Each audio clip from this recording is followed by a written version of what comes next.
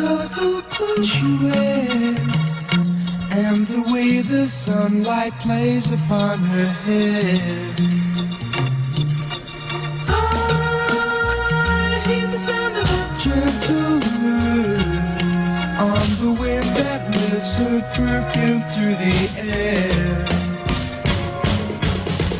I'm picking up good vibrations. She's giving me the excitations. I'm picking up good vibrations. She's giving me the excitations. I'm picking up good vibrations. She's giving me the excitations. Picking up good vibrations.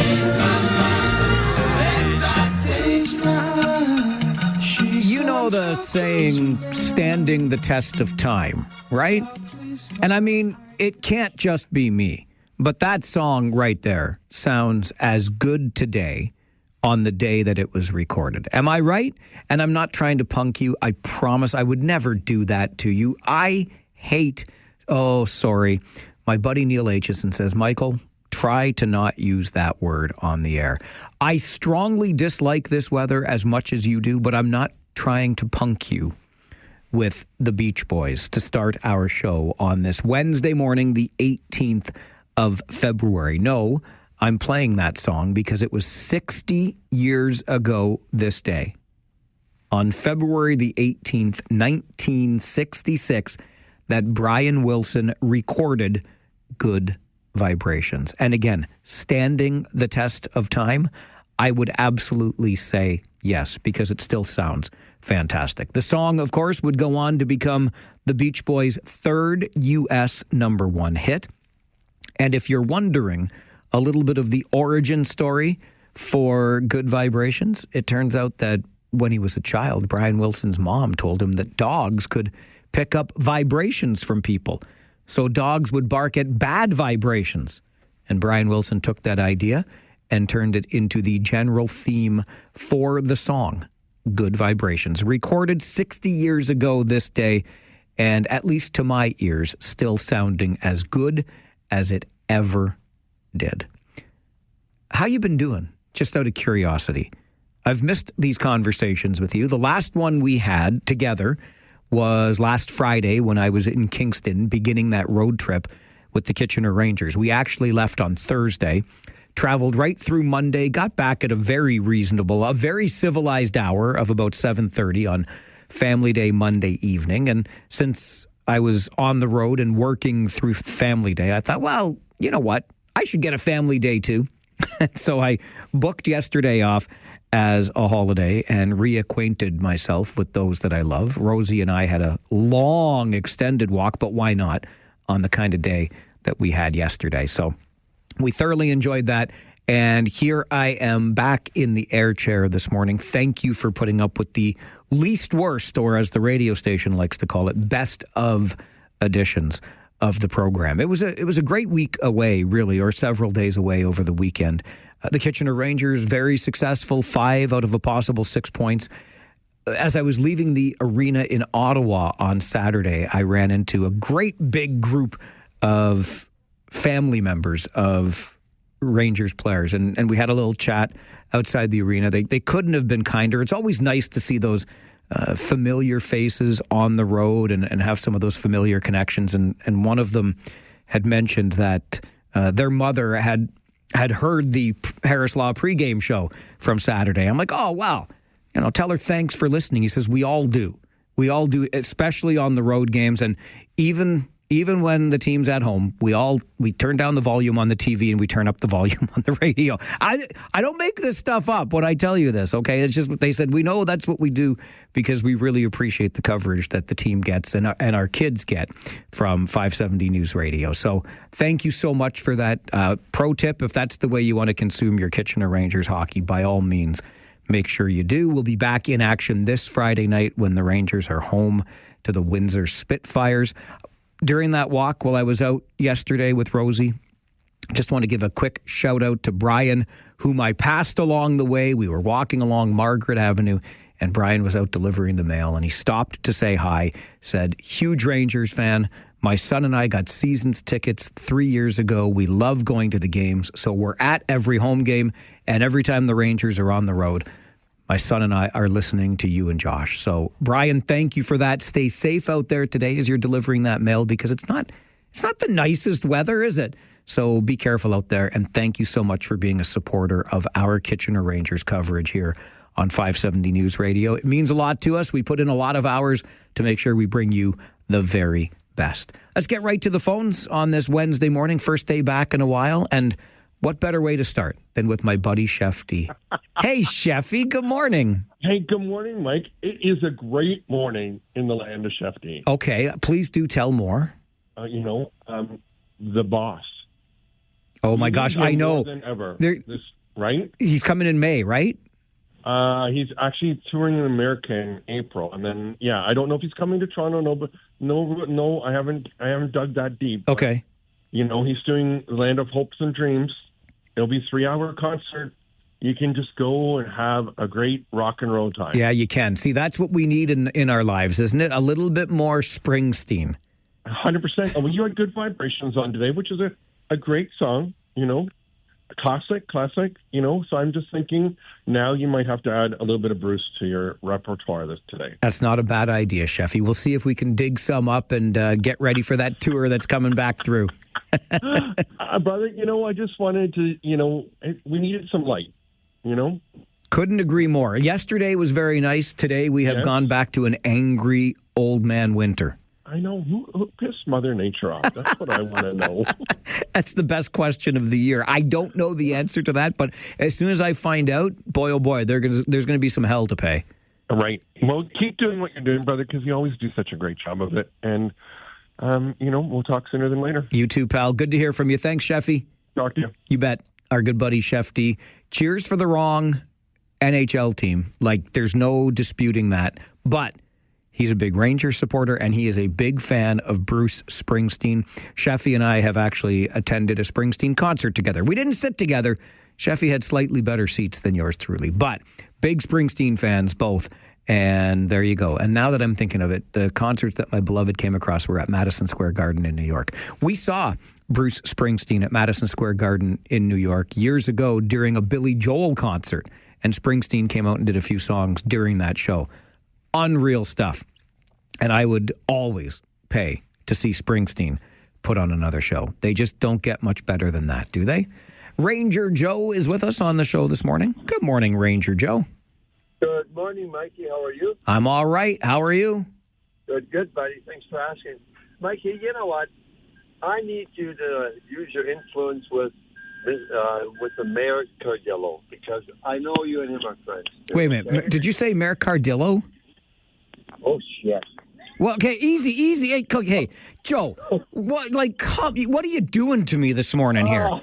First it's Cardillo, then it's language that we just don't use on the... Come on now. Smarten up. Okay. The good mayor of Kitchener. That would be Barry Verbanovic. Are you where are you under a snowbank right now, Joe? You could not possibly sound worse. I am 6 feet under a snowbank, Mikey, and I should have asked my wife, who works at Roanoke at Iron Needles. She runs into the good mayor all the time. I should have asked her, what's his name again? I should know better. Sorry, Mikey. That's okay. The mayor is Barry Verbanovic. What would you like me to use my influence on him to accomplish for you? Mikey, we're talking about those craters in the streets that we have everywhere right now.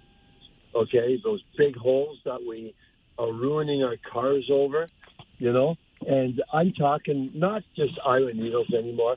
I just came up Highland Road off of Fisher Elm, and I'm coming down at Task Force Heights. I hang a right on Highland, and I'm telling you something. It reminded me of the war zone in Ukraine or in Russia. There was the whole road, Mike, I'm not kidding you. Drive down there when you get a chance. I was flipping astounded. It's just getting so bad out there. And another really bad area is when you're coming up Fisher Hallman to the intersection at Ottawa Street. These aren't round potholes. These are like right across the intersection in the shape of a straight line that's about 6 to 8 inches wide. and they're about 6 inches deep. And when you hit those things, even at slow speeds, which I do, I slow down so I get everybody honking at me until they realize once they go through them, it's terrible. Mikey, they got to do something because I'm starting to think that the city has a part ownership in car repair shops because it just doesn't make sense. There's been enough mild days where they could have fixed some of these potholes, but that Ottawa Street one is notorious. It's terrible, Mikey. Help us out, okay? Okay, brother. Thank you, Joe. I can't believe you're calling from Kitchener when your phone sounds like that. I thought you were a million miles away, but the pothole problem is nothing new. And it's funny. It ties into something else that I had wanted to touch on just in passing this morning. And it comes down to those basic services that we expect our municipalities to deliver to us. And is it just me? Or are they having a difficult time of late, it seems, delivering on those very basic services? Now, look, I know, we all know that the pothole problem is not unique to this community. It's not new. Apparently in Montreal, where they were right on top of the pothole problem, even Montreal is having trouble this year. It's the whole freeze-thaw cycle. You know how it works, right?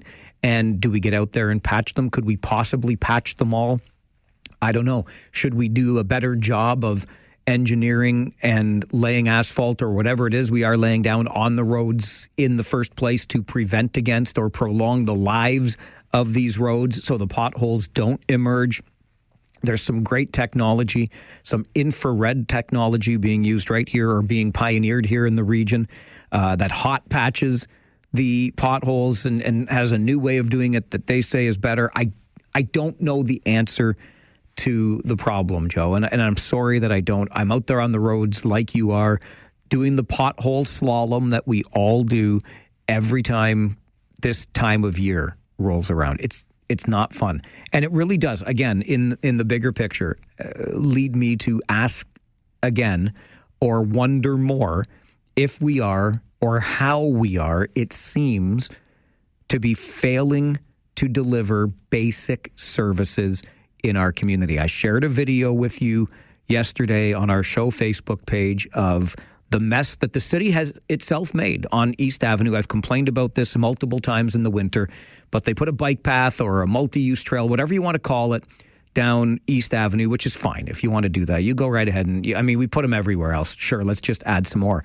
But then what the city has created is an obstacle to anybody wanting to cross the street because they come down with their little plow and they clear the bike lane, but they leave a little snowbank on either side. And if you want to cross over that bike lane to cross the street because it's at an intersection, well, you got to climb the snowbank. It's not a huge snowbank, but as the snow piles up, the only thing the plow is doing is clearing the bike lane. That's all it's doing. And it's just leaving these little mounds of snow on either side. Who's supposed to clean that up? Sure as hell shouldn't be the homeowner. You built the path. You clean it properly. And that's just one small example. We'll talk more about it just after the 9:30 news this morning when it comes to a snow clearing issue that has been identified in Cambridge. And I don't think it's unique to Cambridge. So that conversation is coming up. And just to put a bow on it, I, like you, was listening to All News Mornings today with Christine Clark and Mark Douglas. I heard all about, hey, we're getting there. We're a couple of weeks away, right, from these garbage collection changes in our community. Those big, ugly as sin carts that just... Can I just... Man, oh man, like, do we have standards when it comes to properties anymore? Just out of curiosity, because I mentioned the long walk that Rosie, the pandemic pup, and I took yesterday. We were all over the Ding Dang place, loving it, beautiful day. Do you know how many places look like hell because people have already begun just piling up, and there's multiple blue bins, black bins, green bins, just lined up out in front of a house. It is, you want curb appeal? You weren't finding it on our walks yesterday because what are you supposed to do with these big things? Anyway, we're only a couple weeks away from the changes. And as Christine Clark and Mark Douglas told us during All News Mornings today, you can go on the region's website and check to see if your collection day is changing. All you have to do is go to regionofwaterloo.ca/carts. Don't do that on your desktop, though, because it doesn't work. And I'm just, again, I'm not trying to, I'm sure folks are doing the best job that they can. But why do we keep swinging and missing? Because it doesn't work, except if you do it on your phone. So maybe you're just supposed to do it on your mobile device. That's fine. But do not go to regionofwaterloo.ca/carts and try doing it on your desktop, because it does not work. I could not make it work, Sam. I will not eat green eggs and ham. But when I tried it on my phone, it worked on my phone. So just a pro tip for you. And by the way, it should work on your desktop too, you see? But we're having trouble with the delivery of basic services. And that's not cool. I'm sure folks are trying hard. I'm not trying to be unkind. But if your job is to deliver the basic service to us as a community and you fail in that regard, I'm going to call you on it. So don't go to regionofwaterloo.ca/carts on your desktop today, because it doesn't work unless you just do it on your mobile phone. Simple as that. If you want to call me on my crap, you're always welcome to do that. And you may have every opportunity to do so today, because you see, there's a pretty big hockey game starting in just over an hour. Team Canada is going to be playing Czechia at the Olympics, and you can bet when that game starts at 10:40 this morning, I will have two ears on these conversations and one half of an eye on the television monitor I have here in the studio, because I got to be keeping an eye on the game. There won't be volume on it, of course. I'll just keep an eye on things, and I'll keep you up to date on every scoring play that happens in that Canada game at the Olympics, because it's elimination time. No more losses allowed. Not that we've had one yet, but knock some wood over here and let's keep those wins going. So I'll be keeping an eye, half an eye, maybe one full eye on that, both ears on these conversations, okay?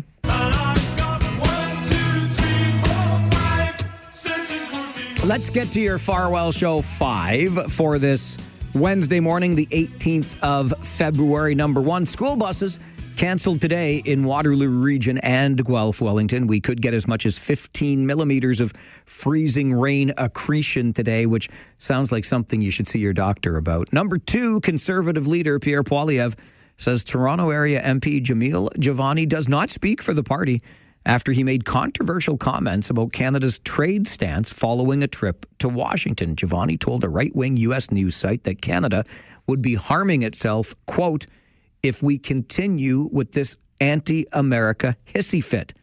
When asked if he agreed with Giovanni's summary, Poilievre said no. Giovanni speaks for himself.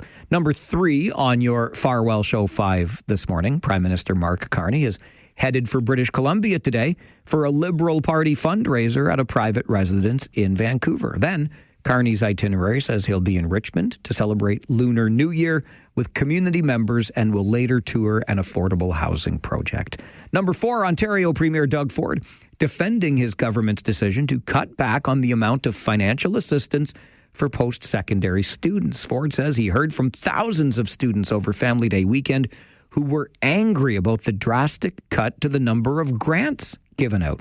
Starting this fall, the Ontario Student Assistance Program, or OSAP, will lean more heavily on loans as opposed to grants, which are not repaid and are given out on a needs basis. The current proportion is about 85% grants to 15% loans, the government said. But this fall, students will receive a maximum of 25% of their OSAP funding as grants. And number five on your Farwell Show 5 this morning, another Cambridge Redhawks record has fallen. The team already set a record for consecutive wins with 23 and franchise wins with 36, a number that has now climbed to 41 wins for the Redhawks. Now, goaltender Brandon Balchar has set a new franchise record for goalie wins with 21. Balchar set the mark by making 20 saves in a win last week over the Air Centennials. And that is your Farwell Show 5 for this Wednesday morning. Bueller. As you may have heard yesterday on All News Afternoons, our reporter Josh Piercy was talking about a report coming to our active transportation committee at the region about those Neuron e-mobility, those orange scooter things, right? I guarantee you, there was one piece of critical information missing from that report. And I'll tell you what it was coming up on the Mike Farwell Show. This is 570 News Radio and Rogers TV.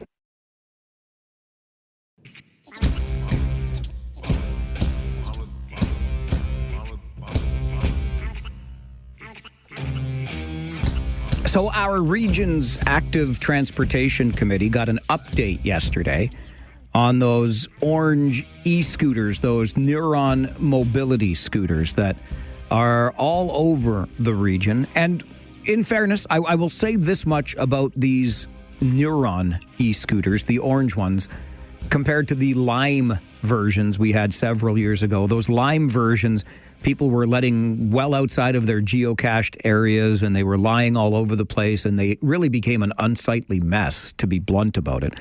They've done a much better job of keeping these orange Neuron e-scooters corralled.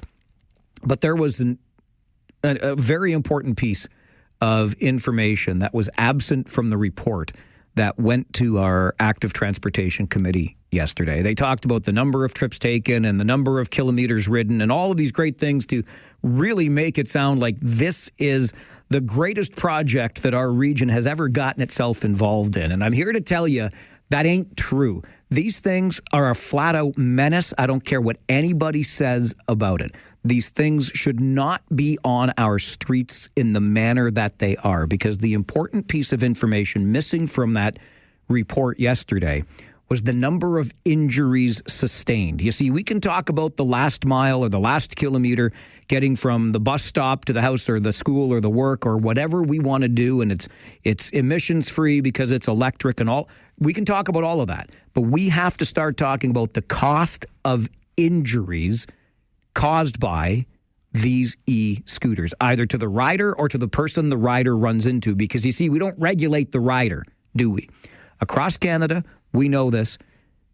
These e-scooters have seen an increase of 32% by way of injury from those people using them. In Mississauga, just about a month ago, data from a hospital there showed 738 e-scooter related emergency department visits in the past 2 years. 738. And that's got Mississauga councillor Matt Mahoney talking about something we ought to be talking about around here. I would be much more inclined to saying, okay, I get it for the last kilometer and those types of things, but what we've created here is more of the private scooters. So for the young people, they're like, I'm not going to rent these. I'm just going to go buy one at Costco and or Walmart and just use it all of the time. So what we're seeing is an increase in those and a decrease in the use of these. It's the Wild West. So we have no way of policing these private scooters. The police are not going to, and nor should they be. They've got other things that they need to take care of. The overall thing I don't like. I wish we never started it.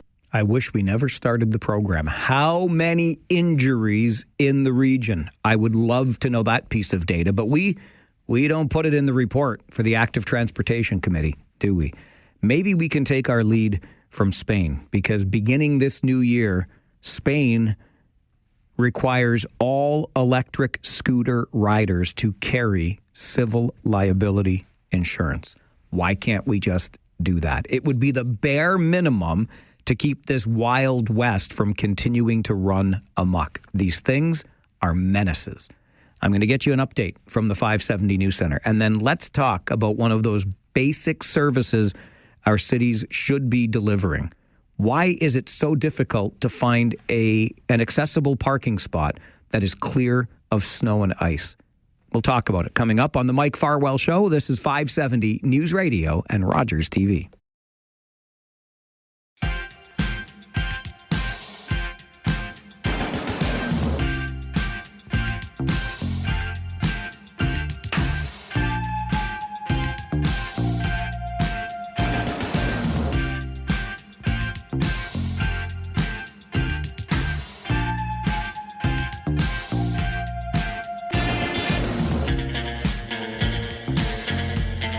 I shared some pictures on our Facebook page this morning, facebook.com/The Mike Farwell Show. I think you know that it's there. The page, that is. We've been using it for a long time now and always appreciate the interaction and an opportunity for us to share things that we don't always share on the air or keep in touch when we're not here on the show, etc. But the photos shared this morning show several parking lots in the city of Cambridge and the accessible parking spaces within those parking lots. The problem is those accessible parking spaces are not exactly accessible. They are snow and or ice covered, and even in some instances, when you look at those pictures on our Facebook page, facebook.com/The Mike Farwell Show, you might see a partially revealed blue square under there indicating it is an accessible space. You have to consider the needs of people using those accessible spaces. Are there walkers or wheelchairs coming out of those vehicles? And is the ground then beneath their feet stable enough to avoid a slip, a fall, and who knows what else might happen? Corey Kimpson is the Ward 3 councillor in Cambridge and joins us to talk about this. Corey, good morning. Good morning, Mike. How are you on this fine day? Well, it's not exactly a fine day, is it? But I'm all the finer for a conversation with you. I always appreciate them. Absolutely. It's a delight to be with you as well. I know that these accessible parking spaces in Cambridge, or perhaps the lack of accessibility for these parking spaces, has been a bit of a pain in your derriere as well, Corey. How did you first become aware of the issue?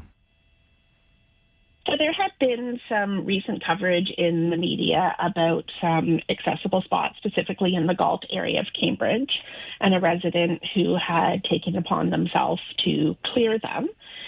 Following that, there was a post directly sent to me about one of the lots in the Preston area, my ward, Ward 3, with the spot. So I went out yesterday morning and I checked all the lots in the city-owned lots in Ward 3 in Preston and took some pictures of what I found. And I was quite discouraged with what I found. Why is it that we seem to be having difficulty keeping these spaces clear, Corey? Well, I think we can all agree that it has been a very difficult winter. We have had more snow and ice that we have usually had. It started early and it actually stuck around. Our staff have been working hard. They work multiple shifts and they're certainly doing their best to keep things clear. There's even contractors that have been brought on. I think what happens in these situations to do with the accessible spots is they just get forgotten. Because if you're not somebody who needs an accessible spot, if you're someone who can get out of your vehicle and step over the ice and walk to where you need to go, while it may be inconvenient, you can still do it. And I think that we just forget that this is not a nice to have, but this is something that absolutely needs to be done. So does it become then a matter of priority? Maybe it becomes a matter of priority. I certainly think that when the city is clearing their parking lots, that priority does need to be given to the accessible spots, making sure they're clear, making sure that they're not being used for snow storage, for example. And that may be simply to the volume of snow we've had when they push it off to the side. The accessible spot happens to be the one right beside where the snow goes, and they've run out of places to put it. But I think we have to reset and put this back on our radar and make it on the top of our radar, that this is something that absolutely needs to be done as a priority. And then we have to go back and we have to check to make sure it's maintained. Yeah, I like this idea of this sort of reset to make sure that it remains as a priority for the city. Because if we go back to the gentleman whose story you shared, Corey, and I think many of us have heard about, who went out and by hand himself shoveled 10 parking spaces, 10 accessible parking spaces over the course of 3 hours. I mean, if he could do that by hand, imagine what the city could do with more employees and proper equipment. Absolutely. And let's face it, when we have so much work that needs to be done and it's going beyond our city staff who are trained to the city standards and we're bringing in contractors, it's entirely possible that if we don't clearly indicate what our expectation is to have all the spots clear and to what standard, we can no longer assume that someone's going to do it the way that we would want it done. And so that's where I believe the reset comes in. And do we have to say, this is a properly cleared, accessible spot? This is what we want to see. Once we provide that information to people, then they are aware. And then as we move forward, there's no excuse for it not being done. We've had a couple of conversations this winter, you and I, Corey, earlier in the winter with the streets that were having a difficult time being plowed. And in some cases, like, we know how upset residents were. But in fairness, and I will say this, people have not yet seemed to get the message that they cannot leave their car parked on the street because that impedes the ability of plows to get their jobs done. But I'm thinking on, last winter, which seemed to be such a brutal winter with relentless snow. And here we are back-to-back winters with really difficult conditions. I don't know if this is the beginning of a new trend, but I know I've had things rolling around in my mind this winter. And I wonder about you as a counselor. Are you wondering if we might have to reset our expectations or reset our staffing levels or service levels when it comes to snow clearance in the city? Well, that's certainly a question that as a counselor, I would like to have a discussion with staff about. Are we giving staff the appropriate tools that they need to do an effective job and to do it to the standard that the public expects? And if the public expects something to be done within a period of time that is perhaps faster than previously, people are getting more impatient these days. People want things done yesterday, let alone now. So if that's something that the public wants, then if we recognize that, then we go to staff and we say, okay, this is what we'd like you to deliver. What do you need to make that happen? And then it becomes a discussion on whether or not that's economically feasible. And then that goes back to how we, as a counselor, how we balance the cost of providing a service to a certain standard versus the needs and the wants of the public. Back to the accessible parking spaces that you have identified being poorly cleared in your ward in Preston, Corey. What are the next steps for you to address this problem? Well, I'm very pleased to say that after I went on my little tour yesterday and I took these pictures and I sent them into staff, I received a response very quickly that it would be taken care of. And within a short period of time, I was out walking and I saw that there was a contractor working on clearing one of the spots, and they have all been sufficiently cleared. So kudos to the City of Cambridge for getting on that right away and fixing the situation. I hope that as we move forward, it's not going to take a reminder from myself or someone else to get the job done properly. Corey, I appreciate the advocacy for your residents and your time on the show this morning. Thanks for being here. Thank you so much, Mike. Have a super day. You too. Bye-bye. Bye. Corey Kimpson is the Ward 3 councillor in the City of Cambridge. That covers the Preston area. This is the way it's supposed to work, right? The individual elected to represent a given neighborhood or group of neighborhoods, their ward, learns about an issue, goes out on her own time. Remember, being a counselor is a part-time job, but surveys these municipally owned parking lots and wants to see what the accessible spaces in those parking lots look like. Finds out they are not up to an acceptable standard in her eyes, certainly not accessible enough, because when there's snow and ice, that can absolutely be a barrier, even though we could walk over it. If somebody is using a walker, they have mobility challenges, they might be in a wheelchair, all of these things have to come into play because you need the most stable ground beneath those vehicles to ensure that when the wheelchair comes out, if there's a lift being used, when that walker hits the ground, it's not going to slip. It seems like a very basic thing. And I want to be fair here. I want to be really fair here, because Corey alluded to something else that I'm sure we have seen in all kinds of parking lots. We joke about it here at the boardwalk as being Snow Mountain. Now, it's not impacting any accessible parking spaces, don't get me wrong. But where do you put all this snow, right? We pile it up in some absolutely some general parking spots are lost here at the boardwalk because unless you're trucking the snow out, it's got to be piled somewhere. And we have not had this winter, again, much like last winter, we have not had the thaws that we have traditionally grown accustomed to, where you'll get some snow and then after a few weeks, it melts and you're back down to the bare ground, and then the snow comes back and then it melts again. You know how that has been working for, I don't know, the better part of a decade for sure. And now all of a sudden in back-to-back winters, we are in this mess that just, it is relentless. And we've really, I think, come to the realization that we're not equipped for this anymore. Or if we are, we haven't ramped back up then to the standard we need to ramp back up to. We can't be using accessible parking spaces in a parking lot as a snow storage facility, right? We can't just pile it over there in that corner and then take up the valuable space and make that parking spot, that accessible parking spot, an inaccessible parking spot.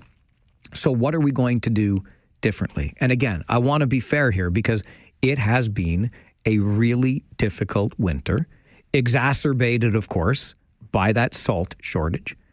But I'm starting to wonder. I'm thinking about what Joe called about earlier, and he's frustrated by potholes.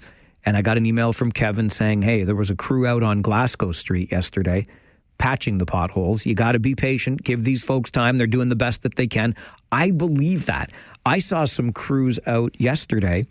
Again, I'll just reference that walk that Rosie and I took. It was a long walk. We covered a lot of neighborhoods. And in one of those neighborhoods, I saw crews out shaving down snowbanks and widening the road. Now, this was a very quiet residential area. And I'll admit, I thought to myself, boy, I hope you've been on Ira Needles, because you remember I mentioned that about a week ago, trying to come out of the boardwalk at a different spot than my usual roundabout, and I was trying to peer over the snowbank, which I was having a difficult time doing. I certainly hope busier regional roads like that got priority for chopping down snowbanks than this quiet residential neighborhood. That's all I can hope. But at least the point is, the crews were out doing this work. How many crews would you need to deal with a winter like this? On the other hand, isn't this the very thing that we talk about our tax dollars are supposed to be paying for? We want these basic services, and municipalities have got to deliver on them. And I don't think the delivery has been great this year. I'm sorry. I know folks have been working hard and they're putting in long hours, but I don't think we've delivered to a level that this community deserves. Simple as that. Do we need more plows? Do we need more salt? What do we need? We need better service than we've received this winter. It's been a brutal winter. I know you're working hard out there. I'm not asking you to work harder. I'm asking our cities to reevaluate, recalibrate. We have had back-to-back brutal winters. Is this the beginning of some throwback winters? Back to the winters we had when I was a kid? Because if that's the case, we'd better get more equipment and more people. And yes, that comes at a cost, but it's the very basic stuff that we as residents demand for our tax dollars. And maybe that means cuts in other areas. I'm sure we could sit here this morning and come up with a laundry list of things we would rather not fund so that we could fund greater clearance of snow in the winter. Corey Kimpson has identified, and a Cambridge resident in the Galt area. So Galt and Preston in the Cambridge area have been identified as areas where accessible parking spaces are not being cleared adequately. What have you seen where you live? What areas are we lacking when it comes to our snow clearing abilities this winter? Let's start a little list here on the Farwell Show this morning. It's 570 News Radio and Rogers TV. It's entirely possible that if we don't clearly indicate what our expectation is, we can no longer assume that someone's going to do it the way that we would want it done. And so that's where I believe the reset comes in. And do we have to say this is a properly cleared, accessible spot? Once we provide that information to people, then they are aware. And then as we move forward, there's no excuse for it not being done. That is Councillor for Ward 3 in Cambridge, Corey Kimpson, who has identified in her ward a number of accessible parking spots in municipally owned, city-owned lots that are not accessible at all due to piles of snow, ice, etc. It's a matter of priorities. If we identify those priorities, make them a higher priority, we can demonstrate the standard that is expected. What are you seeing that does not meet the standard when it comes to snow clearing in your neighborhood? Let's go to the phones and hear from you this morning. Connie, good morning. Good morning, Mike. This is the first time I've called in, actually. I'm so happy to hear from you. Thank you for doing that. I listen to you quite often, but so I was just wondering, school buses are canceled today. My granddaughter is 5.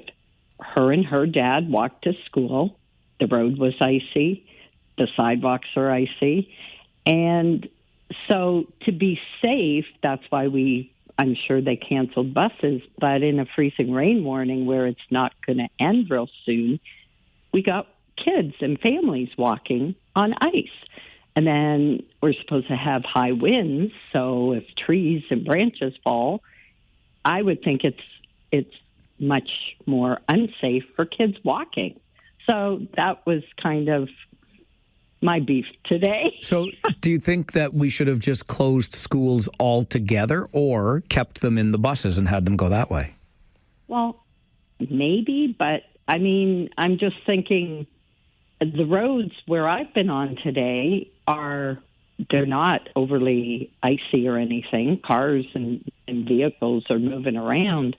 But if you're canceling the buses, which I get that, it's bad weather, but when there's freezing rain warnings and ice secretion, that seems unsafe for all the walkers too. So maybe just have them all closed, but especially when it's kind of an all-day event. Yeah. That's all. Connie, sometimes you make too much sense. I'm thinking these poor families that are walking their little kids and these families to school, right? Absolutely. Well, thanks for thinking about them and thanks for calling in today. Thank you. Have a good day. You too. Bye-bye. Bye. It's an interesting point because we do have professionally trained drivers of those big buses. I can only assume winter tires are mandatory on those things. And since the roads weren't too bad getting to school, then we have time while the kiddies are in school to treat those roads and make sure they're safe for coming home. Like, what are we doing here? Doug, good morning. Doug is not there. Is Doug here? Hi, Doug. Hey, good morning. The issue is about the snow in the parking lots. I have an issue with it because over 25 years I bought a house, some of similarly required, and one condition to meet city bylaws for in-home business. I had to supply so many parking spots. Well, these mountains of snow take up percentage of parking spots that possibly don't meet the requirement for allowed parking spots, and they create a hazard for pedestrians and traffic. Someone's going to get hurt. You know what, Doug? I don't disagree. And it's going to come back to, I can't even imagine. What was the stat from the city of Kitchener already this year? More than 3,000 dump truck loads of snow hauled away? How many more thousands? That's the kind of winter we're having. And I'm just wondering what kind of winter we have to be prepared for next winter. Because I don't think we're doing a great job with this one. I know you're working hard out there, ladies and gents. I know you are. I just think you're up against a force that you can't deal with this winter. By the way, if you go to regionofwaterloo.ca/carts on your desktop, the website's working now. Imagine that. I'll give that the Farwell Show bump. We talked about it just after 9. Boom. Website's working. Plug in your address and find out what your new collection day is. My collection day changed. regionofwaterloo.ca/carts. It's the Mike Farwell Show, 570 News Radio and Rogers TV.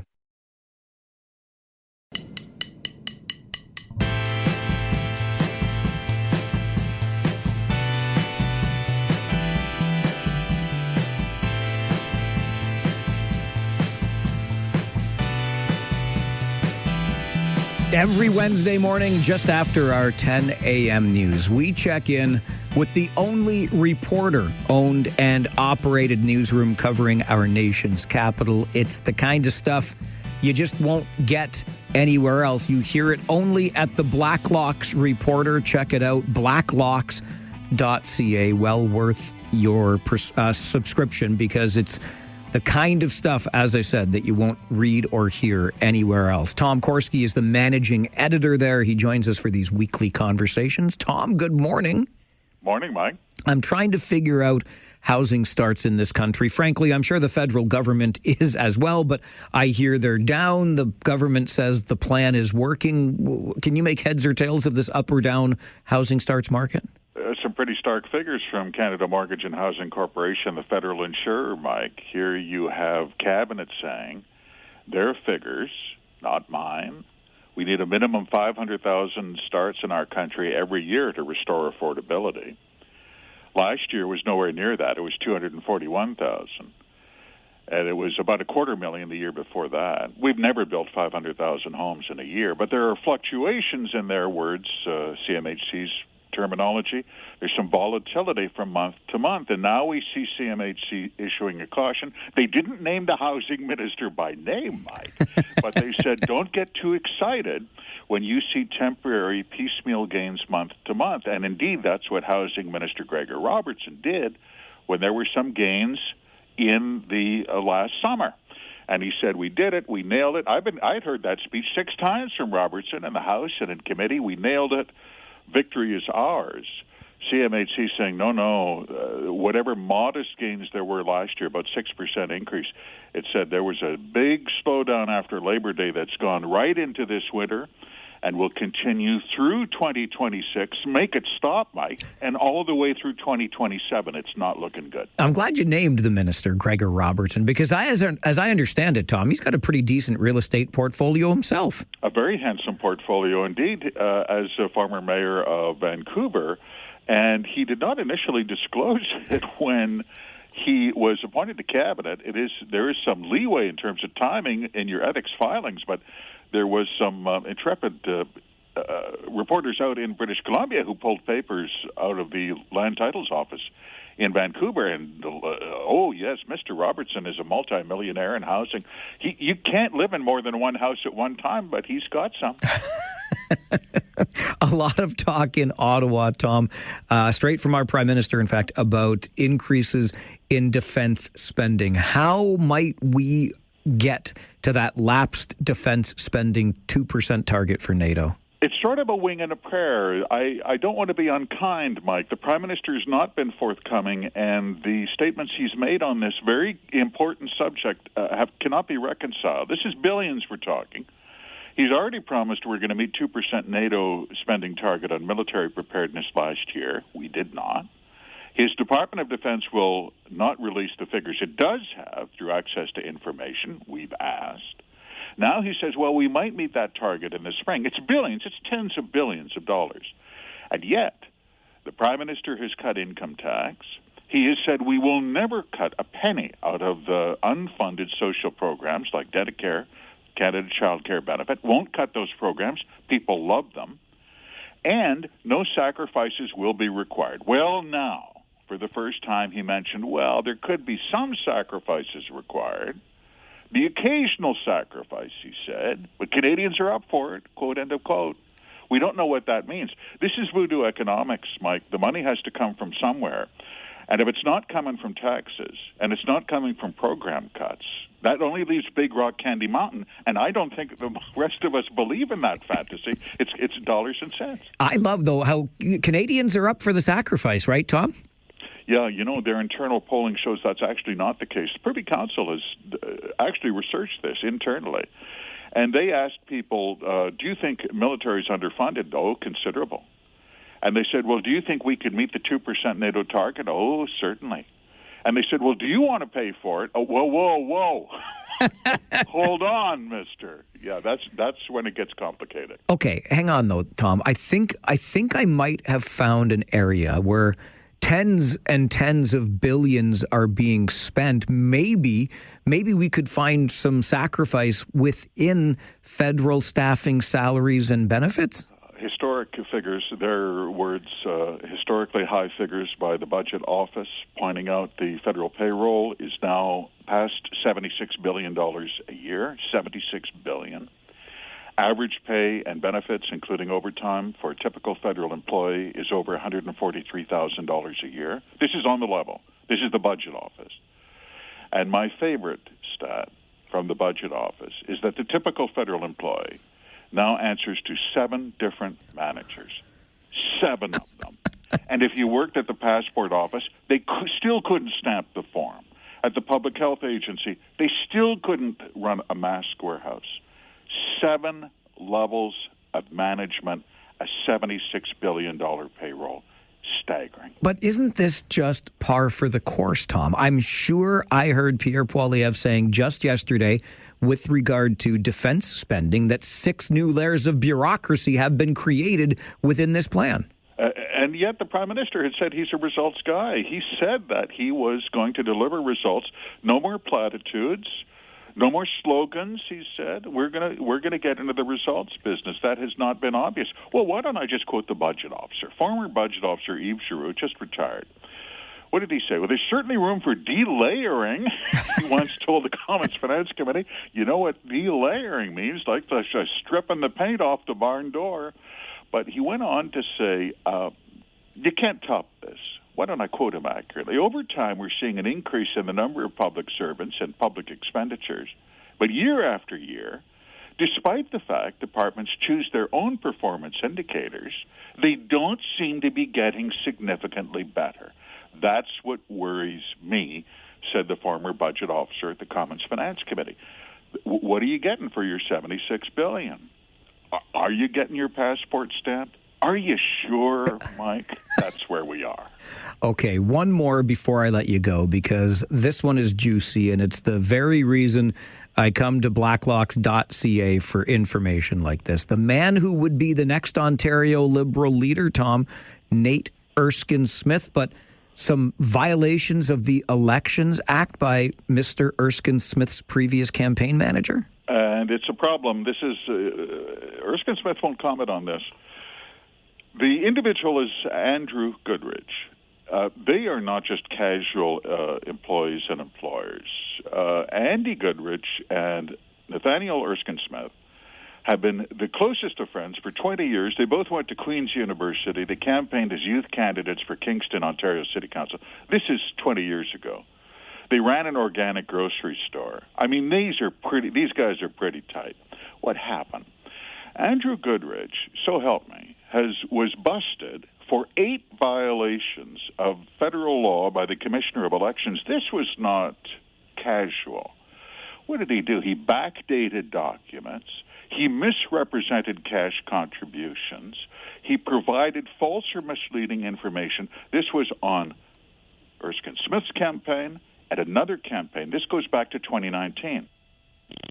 Yet, with the investigation underway, Mr. Erskine-Smith, in his brief tenure as housing minister last year, named Andy as his chief of staff. Erskine-Smith won't comment, but my favorite was one of the notices of violation where Andy said a $1,500 campaign contribution, by the way, that's the maximum under federal law, came from himself and not a mysterious donor.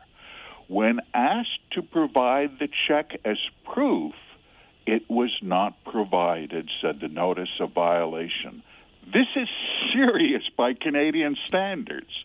No comment from the man who would be Ontario Liberal leader. I'll tell you, I mean, Erskine-Smith, Goodrich, Trudeau, Butts, it's good to have friends in high places, isn't it, Tom? It's great having friends. It's just friends are the best. Appreciate it as always. We'll talk next week. Thank you, Mike. Tom Korski, managing editor of the Blacklocks Reporter. That you won't produce the check mysteriously came from this anonymous benefactor. Okay. Serious stuff indeed, but that's okay. Just have friends in politics. Tom joins us every Wednesday morning just after the 10 a.m. news as we mind Ottawa's business with the Blacklocks Reporter. Blacklocks.ca is the website. I think you'll enjoy what you read, and as I've said before, well worth your subscription. The stuff you don't get anywhere else, but we like to bring you some highlights of it every Wednesday morning at 10 right here on the show. We're going to take a quick time out. When we come back, it is described as a trivial comedy for serious people. And I know that you are serious people. You people, you're serious. We'll tell you about it coming up. This is the Mike Farwell Show on 570 News Radio and Rogers TV.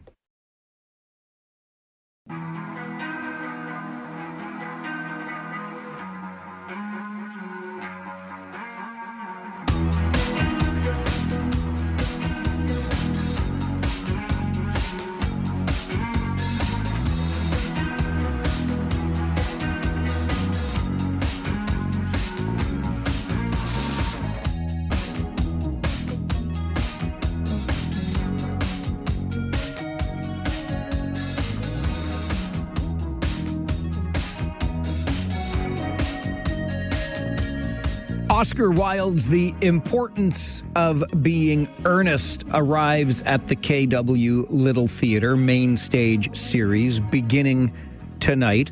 Piper Distel is the executive director of Penny and Pound Theatre Productions, which will be presenting the show opening tonight. And Piper joins us on the show this morning. Good morning, Piper. Good morning, Mike. Thank you for having me. Always a pleasure. I love the opportunity to not only highlight what is going on in our arts and culture sector, but to talk about it a little bit. And to that end, can you give us a little background on Penny and Pound Theatre Productions? For sure. So Penny and Pound was founded in 2015. We actually started out as a youth theater, focusing mostly on programming for young actors 14 to 24. But within the last couple of years, especially post-COVID, we've really expanded into adult theater, community theater. So we have programming for all ages now, which is amazing. We really like to give performers in the KW region and beyond the opportunity to, kind of spread their wings and perform in like a safe environment and an environment that's going to support them. That's really cool stuff, though, thinking back to 2015. Here we are now into 2026, so an 11th year for Penny and Pound. I mean, when you started this, did you ever imagine, what you'd look like 11 years down the road? Honestly, no. Like, it's so cool to see how much we've grown and the relationships that we've made in the community and beyond. When we started, we were just a little group working out of a church here in Preston, in the Preston area of Cambridge, and we've expanded so much. And this season we've had over 150 local performers come and perform in our shows, and it's just been absolutely incredible to be able to spread that message and that love for the arts with so many people, when even 5 years ago we would have a group of 20 faithful performers who came and did every single show. The fact that we have so many people who are happy and willing to work with us is just so amazing. Well, speaking of 5 years ago, we're still kind of at that point in the throes of COVID-19, the pandemic, all of the restrictions. We know the impact that had on the sector, Piper. But as you look back over the 11 years, what have you seen in the arts and culture sector in terms of evolution, changes, et cetera? Yes. For me, I really find that Canada is coming into a renaissance for theater, which I think is really great, especially within the last couple of years and post-COVID. I really feel like we're taking our moment to really uplift the voices of Canadian authors and Canadian playwrights and these Canadian stories that I think have been pushed kind of into the shadows by, our, theater competitors in the States. And it's been so enlightening to see these voices that have been hidden, especially marginalized voices, female voices, trans voices, BIPOC voices, being so uplifted in the Canadian art scene. That's really been the biggest change for me since COVID. I feel like we're not afraid, in general, the arts community is not afraid to step outside the box and not stick with the status quo, which is so amazing because there's so many talented people in this region and beyond, in Canada in general, who need their voices heard, and theater is such a great outlet for that. How does a little theater company that starts at a church in Preston survive and grow over 11 years? What's the secret? Just making those connections and making sure that you have people who are, supportive of you. And, we've been so lucky with the people who we've been able to work with. Our wonderful board of directors, our wonderful group of volunteers care so much about this theater company that we have had so much help and so much support that's kept us going. COVID was scary for a lot of theater companies around here. I'm sure any theater company, to Drayton to some of the smaller ones, would tell you that COVID was scary, but having that, that incredible support system and having those faithful patrons as well, our amazing patrons who come and see all of our shows and, stuck with us during COVID when we were virtual, we were all online, and continue to see the shows now. That's really the heart of the theater community, is the volunteers and the patrons. It's all about the people who you surround yourself with. The next show, of course, I already alluded to, is the importance of being earnest. The curtain rises on that tonight at 8 at the KW Little Theatre on Princess Street in Waterloo. How do you bring Oscar Wilde's importance of being earnest to the stage? Importance of Being Earnest has always been one of our favorite shows. I'm a huge Oscar Wilde fan. When we decided to do it, we thought to ourselves, let's kind of jump on the fact that Oscar Wilde, was very, very tongue-in-cheek and very flamboyant in his writing.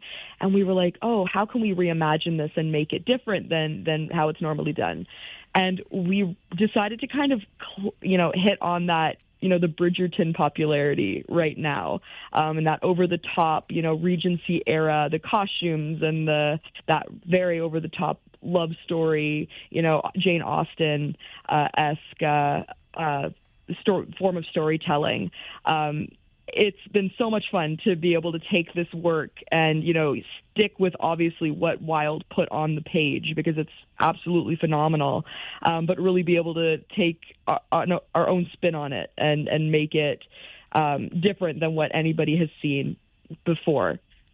I'm a big fan of Wilde's version, and I love the chances that you take in reimagining this for the stage as part of what you're doing with this production. I think it's a great way to look at it. Thank you. How do we get tickets? I know it opens tonight, but it's going to run right through the weekend. So where can we find details and get our tickets, Piper? For sure. The best place to get tickets is online. If you go on earnestnkw.eventbrite.ca, that is where all of our online tickets are available. We actually have a buy one, get one sale on right now for all of the nights. So you can buy one ticket, get one for free, which is awesome. So, bring a date, bring a friend to see this hilarious comedy. And tickets are also available at the door prior to the performances. Have a great run, and thank you so much for making time for the show this morning. Thank you so much, Mike. Always a pleasure. Enjoy your day. Bye-bye. Thank you. Bye. Piper Distel is the executive director of Penny and Pound Theatre Productions. Their latest show is The Importance of Being Earnest. It opens tonight at the KW Little Theatre, part of the Main Stage series. You can get tickets at the door on Princess Street East in Waterloo. It's right there on the corner of Princess and Regina. Right, Farwell? You got that right? I'm almost positive. Very near the corner, one up from the corner. Anyway, you know where the KW Little Theatre is, on Princess Street. And the curtain rises tonight on The Importance of Being Earnest. It's an 8 o'clock show. You can also get tickets at the door or go to earnestinkw.eventbrite.ca and get your tickets there and support the great work from community theater in this region. The arts sector is thriving. I still think more often than not, it could use a little bit more support. We tend to put our priorities elsewhere. I don't think we can overstate the value that arts and culture as a sector brings to our community. And one of the ways we can support is by just showing up for the shows. The Importance of Being Earnest opens tonight at the KW Little Theatre. A quick break. I'm going to get you an update from the 570 News Center, and then the USports Women's Hockey Championships return to Elmira about a month from now. University of Waterloo is going to be the host. We'll check in with one of those Warriors women players coming up on the Mike Farwell Show. 570 News Radio and Rogers TV.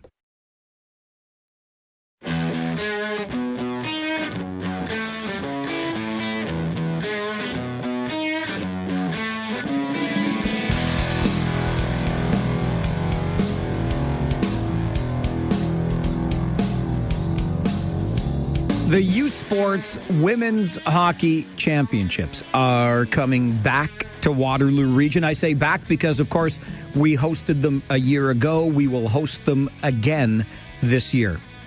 And by we, I mean the University of Waterloo.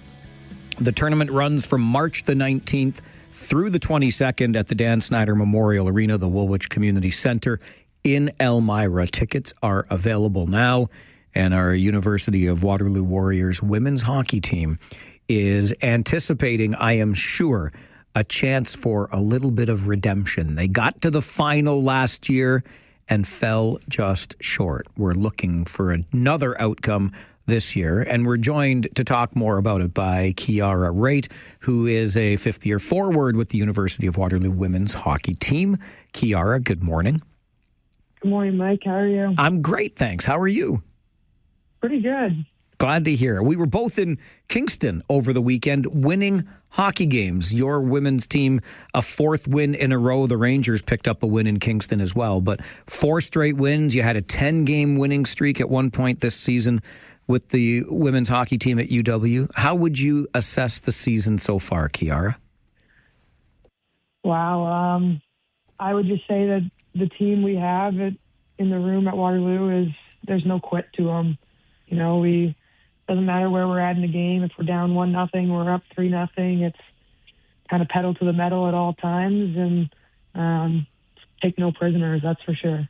How do you go through a season like this, knowing what's at the end of the road with these championships, and of course knowing that, you know, you were so close last year. I know you want a different result this year, but how do you focus on these regular season games, knowing what's coming?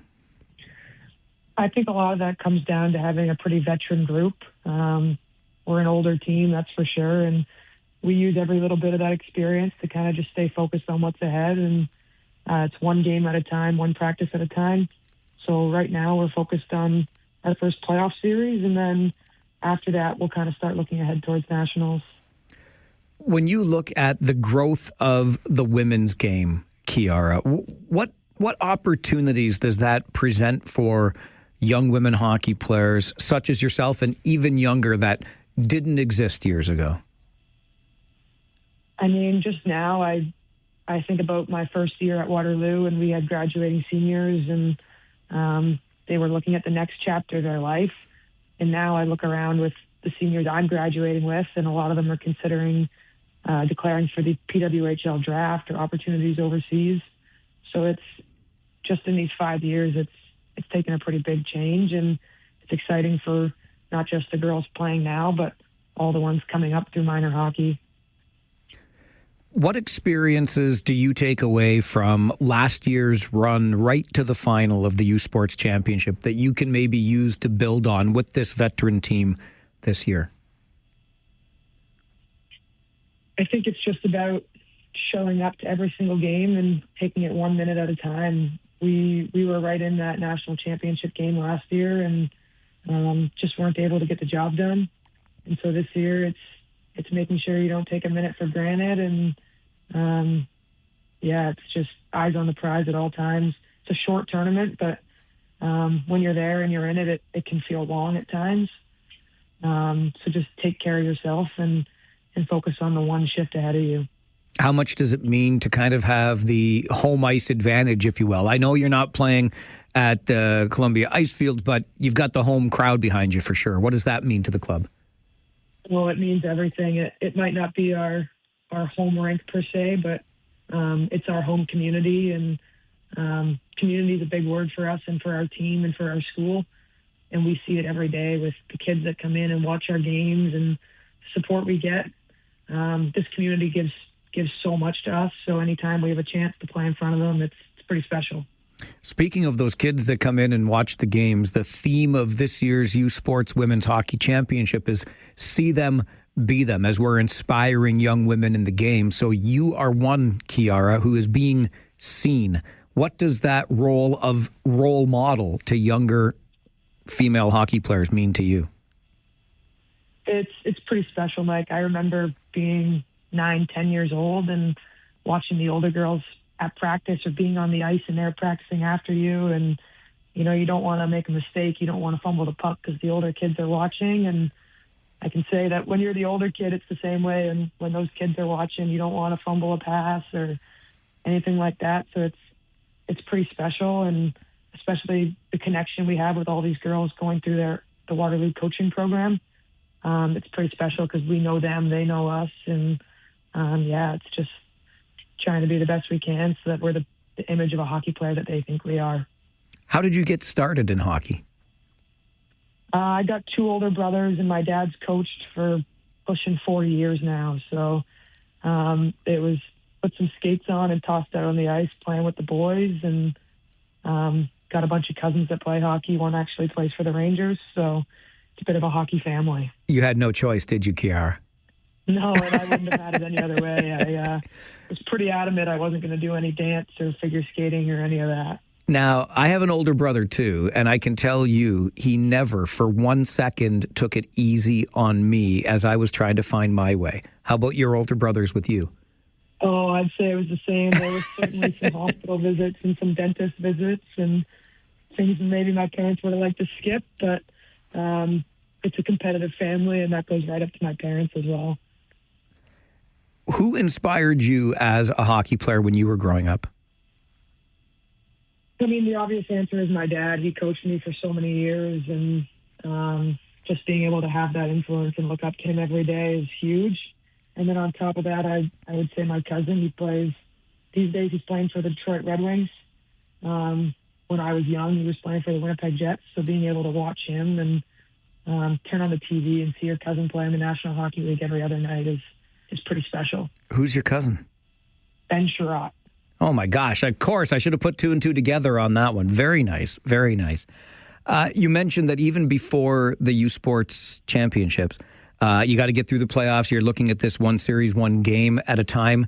You open against Guelph on the 25th. How do you approach the playoff series with the Griffins? They're a good team. I'll give it to them. We've seen them twice here late in the season, and we've had 2 really strong games. So for us, it's just about showing up and playing Warrior hockey. We strongly believe that when we play Warrior hockey, no one in the OUA or in USports can beat us. And so if we play our game, we're good to go. We are really looking forward to those championships again, and we will continue to follow the women's hockey team's success on the way there, and we know you're a part of that. Kiara, thanks very much for joining the show, and best of luck the rest of the way. Thank you very much, Mike. Have a great day. You too. Bye-bye. Bye. Kiara Raitt, cousin of Ben Sherratt in the National Hockey League. Not a bad inspiration. Older brothers who took no mercy, nor should they. Make Kiara earn it, and she has. She absolutely has, inspired by her father, the coach, now a 5th-year forward with the University of Waterloo women's hockey team, about to open the playoffs against the Guelph Griffins. And, of course, the University of Waterloo women's hockey team, once again, the host team for the USports Women's Hockey Championships. See them, be them. Tickets are on sale now. The tournament running March the 19th through the 22nd at the Dan Snyder Memorial Arena inside the Woolwich Community Centre in Elmira. It's a great tournament, some high-level women's hockey. We came Yes, we, the collective royal we, one game short, one period short last year in the final as the Women Warriors lost, but they are determined to be back and have a different result this time. It's the USports Women's Hockey Championships, March 19th through the 22nd, right here in the beautiful region of Waterloo, in the equally beautiful town of Elmira. See them, be them. And by the way, I'm seeing them right now. I promised you that I would do this, and you will get live updates. If you, for some reason, PVR'd the Canada-Czechia game at the Olympics today, I'm sorry for your luck. This is live radio, baby. I know after a few days of least worst, a.k.a. best of this show, I'm here in the studio, and as I listen to you and engage in conversation with you and welcome guests to the show, one eye, just one, up on the TV screen to keep an eye on Canada and Czechia. They're only 2.5 minutes in, no score yet, but the minute something happens, I promise you, you'll get an update from yours truly here on the show, because I love doing this show and I love me some hockey. It's just the way that it works. A quick break. When we come back, I can't believe it's the 11th annual coming up. I really can't, because I remember the first, and I've had the pleasure of being the master of ceremonies for several of these over the years. But my schedule becomes a bit of a challenge because, speaking of hockey, the Kitchener Rangers, pretty darn good hockey club, and they tend to make these things called the playoffs. So I end up working well into the month of April when this event happens on an annual basis. But the 11th annual is coming up, and I want to let you know how you can be a part of it to support families in our community. It's a terrific event, and we'll tell you more about it coming up right here on the Mike Farwell Show. Hey, Team Canada just scored, baby.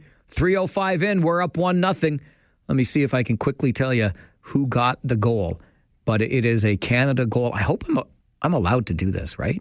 I better double check the rules on this. Who is that who just scored? He looks really young. I'm going to guess it was Macklin Celebrini. Who wears number 17 for us? All right. McDavid with the assist. Shocker. And, yep, Celebrini with the goal. Canada up 1-0. This is the Mike Farwell Show. 570 News Radio and Rogers TV.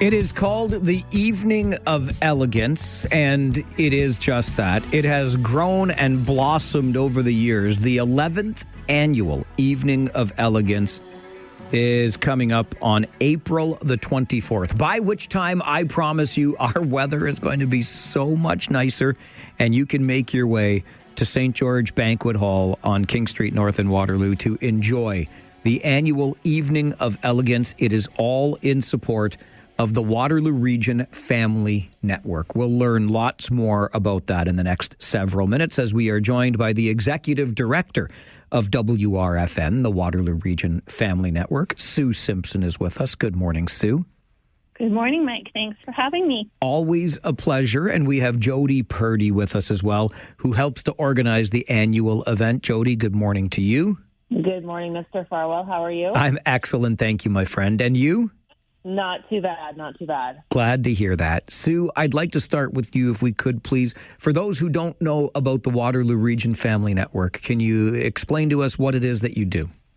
Sure, I'm happy to. Thank you. So as a peer-developed and peer-driven network, WRFN is uniquely able to help families and individuals in our community thrive. So the common needs that we support include diagnosed and undiagnosed disabilities and mental health challenges. Through education and meaningful connections, we offer support in making informed decisions for now and through all life stages. WRFN fills a gap in Waterloo Region by facilitating peer connections, so connecting families to each other and sharing community resources. So through our innovative community partnership model and this strong network, we are able to create lifelong impact. How are you funded? We are funded through our innovative partnership model, which is about a quarter of our funding. Otherwise, it is grants and a lot of hard work and fundraising. Yeah, I had a feeling that was the case, as I recalled, and that's what makes this Evening of Elegance such an important part of your fundraising initiatives every year.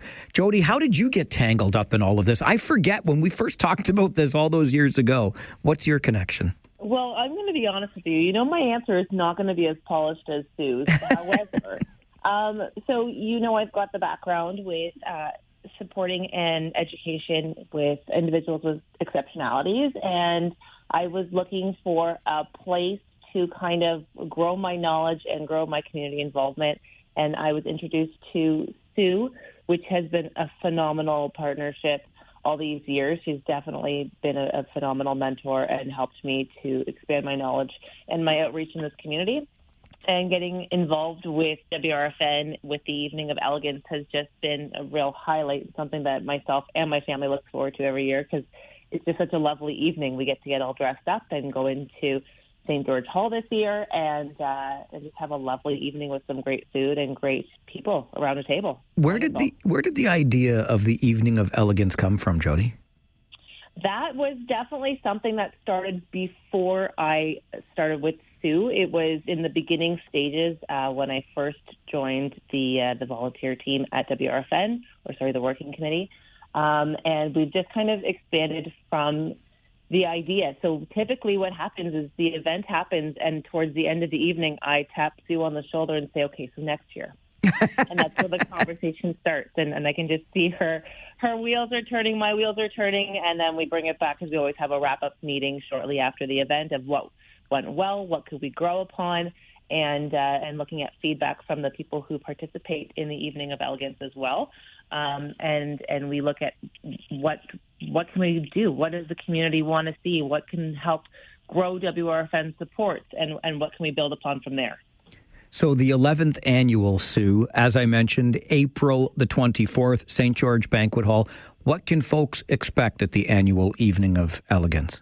Well, you can expect an opportunity to raise deeper awareness and understand the needs of our community and the support that we offer to eliminate those barriers. Beyond that, it's an opportunity of mix and mingling for our guests. We're going to have an amazing guest speaker this year, Brian DeLauder, the founder of 10 Telescopes, which fits in with our celestial theme. We're just really excited and want to engage people in some new activities. So there will be mixing and mingling and food pairings with wine and beer, and an opportunity also to present our volunteer award, the Matthew McGregor Volunteer Award, which we present annually to one or two volunteers who have been phenomenal over the past year, and we're really excited to do that again this year. I see my buddy Mark Perry is going to be joining you as MC. Good old Timmins boy right there. What a beauty you got for an MC, Sue. We are so excited and looking forward to having him join us and just encouraging people to participate and enjoy the evening through his Master of Ceremonies experience. Yeah, he is absolutely fantastic. You're in very good hands there. Any idea over the years, Sue, how much has been raised through this annual event? Oh, my goodness. We typically raise about $24,000 per year. So that gives you a sense, if you can do the math there. No, but I know how important it is. You said grants and fundraising, about 75% of the funds that you have available for the Family Network. That is correct. And this year we're hoping to increase our number of guests to 130. So we're excited about that. And we hope to raise at least $30,000 through the event. Okay. We'll look for the $30,000 total. And Jody, St. George Banquet Hall, I mean, this thing has grown over the years since you and I first talked about it. But how can people get involved this year? Well, we've got on our social media pages, we've got links available for the save the date. So we do have the early bird starting now with our ticket sales. And we started them a little bit earlier this year in hopes that, with Family Day, with the holidays coming up, that people will think of giving that as a gift and seeing it as an opportunity to spend time with family and loved ones as an elegant night out, as a date night as well, which is what my husband and I do every year. And everything through the website. So WRFN.info is the website that they're going to look at for more information. And they can also catch a glimpse of what WRFN is all about through that website, too. Absolutely. We'll point people in that direction. And Jody, please give that husband of yours a big hug from me. If I have to, I will. Okay. He's currently watching the Canada game, of course. Of course he is. Jody, Sue, thank you both for being here this morning, and we look forward to another successful Evening of Elegance in support of the great work you do at the Family Network. Thank you. Thank you so much, Mike. Have a great day. You too. Bye-bye. Thanks so much, Mike. Bye, Take Jody. care. Yep. Bye. Jody Purdy and Sue Simpson. I met Jody's hubby first, Kevin. Stone cold beauty, that guy is. Way back in the Kitchener Dutchman days in this town. So that takes us back a little bit, right? They're now the Air Centennials. Anyway, Jody has been a driving force behind increasing the scope of this fundraiser. And as Sue Simpson, the executive director, points out, this is a critical piece of fundraising that the Waterloo Region Family Network does every year. WRFN for Waterloo Region Family Network .info. Get information about the Family Network and save your date for the Evening of Elegance coming up on April the 24th. Czechia has tied the game at the Olympics. It's 1-1, 9 minutes into the first period. We continue on the Mike Farwell Show this morning, 570 News Radio and Rogers TV.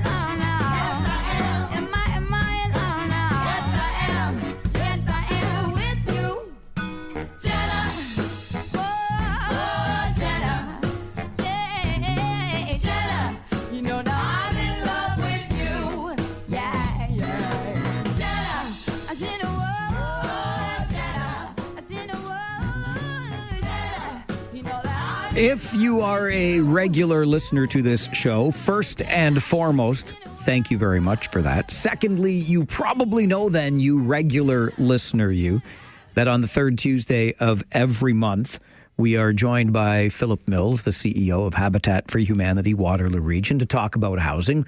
This is not Tuesday. Please don't mistake the day of the week, even though we had that holiday on Monday, right? I took an extra day off, which meant the usually scheduled conversation with Philip Mills from Habitat for Humanity Waterloo Region was bumped by a day. But as always, he's very accommodating, and it's an important topic. That's why we do it on a monthly basis here on the show. So Mr. Mills from Habitat for Humanity Waterloo Region joins us this morning. Philip, thank you very much, as always, for your time. Thank you for having me, Mike. Something you read recently in your paper really caught your attention. And first of all, you're speaking right to my heart here. Okay, let's read our newspapers. I love my daily newspaper. I still read the physical version of it. But this was an article in the Globe and Mail that caught your attention, talking about an entire generation that's kind of checking out. What was it that you read, and what discussion did it bring forward? Honestly, it was kind of one of those things that I sort of knew or always believed, but they just put such clear language to it. The opening into the article is when people decide they'll never own a home, they start spending more, working less, and taking bigger financial risks. Like, all of that sounds bad. That once they realize home ownership is not an option, something in their minds and their brains and their way they engage with the world shifts. It's a break in the social contract. This idea that hard work can get you somewhere. Like, once that's lost, people's behaviors start to change in so many ways for the worse. And as we look at the way that housing is right now, that just seems terrifying to me. So what do we do then to change that attitude? How do we meet this challenge head on? Well, you have to bring hope back somehow, right? Like, you have to give people hope again. And I don't know that we quite grasp how hopeless so many people feel, and so many people in the housing, world or in the housing sector kind of feel about this. There was an Ipsos poll, it's quoted in the article. I went back and found it just to make sure it all made sense, because you always go check your sources. 72% of people who don't already own a home have simply given up on the idea. Like, the vast majority of folks who don't own a home have just said, I guess I'll never own. Like, it's not it's not, well, it's going to be hard, or if I move, or I'll work harder, or it's going to take more than it used to. It is that they have just given up. And I think we need to find a way to bring hope back to those people. Like, folks need to have that, because without that hope, without that connection, without that social contract of hard work pays off, you can have the things that you desire, the family that you want, the life you want to live, without some sort of connection from that being within your control, people will disengage. Like a nihilism starts to come. Like, what does any of it matter if working hard doesn't get me anywhere, if I'll never get the life that I wanted, if I can't afford the family I wish I could have? Like, what? And you can understand how that happens. Like, if you are you're a new couple sitting there in a tiny 1-bedroom condo thinking, we'd like to have kids, but we'll never be able to get out of this condo. Like, where do our kids go? Where do they play? What's like all of that reality starts to be like, yeah, we're just not going to do any of those things. So we have to bring hope. We have to give an entire generation of people who've lost it hope. One of the challenges I see perhaps layered within this, Phil, is when it comes to housing starts. And we talked about them earlier today on the show already.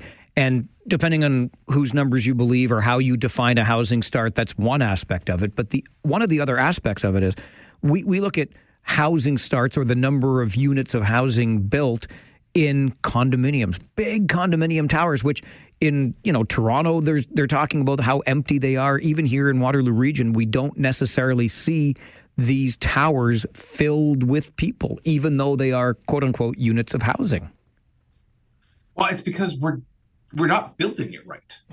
We're not, the idea of a unit is not going to, somewhere along the way, the idea that a unit was enough, that, given people an option was the only thing they needed. And people will make a choice. And if the option is a unit versus where they currently reside, they're not going to do that. What we need to give people when we talk about bringing hope back to this is something that actually meets their hopes and dreams and desires. Like, what do they want? Most people are not thinking, man, I hope I can get a 1-bedroom condo in the sky one day.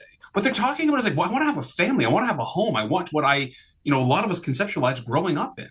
So how do we bring back this idea that rather than focusing on, this is where I think we've lost the plot with housing. We focus so much on units and we almost never talk about bedrooms. Like, how many bedrooms are we creating? Because bedrooms that's where people live. Like, that's the idea. And so when we start saying we're going to create more housing, what you're seeing, I think, with the condo market is this real distinction between we have a product that isn't meeting demand and we don't have enough supply of what we actually need. So nobody wants to live there. Nobody's buying the condo, the small 1-bedroom things. They're sitting vacant and they are harder to move. And we also know people can't afford their housing. So we're not aligning what people need, what they want, and what we're building. They're not talking because we've lost sight of what we're about. We've talked about units, we've talked about doors, we've lost sight of people. People live here. Where do people want to live? What do people need to thrive?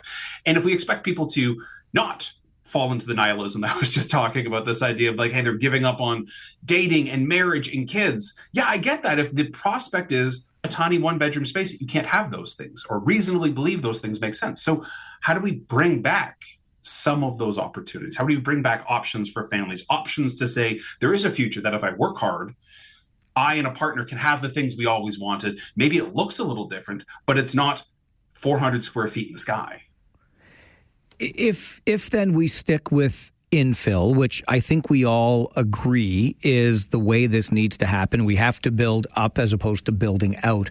Is the idea here then, Phil, that we need more bedrooms? We can't just keep building these 400 to 500 square feet 1-bedroom units. We need to have 2 and 3 bedroom units for families in these condominium towers.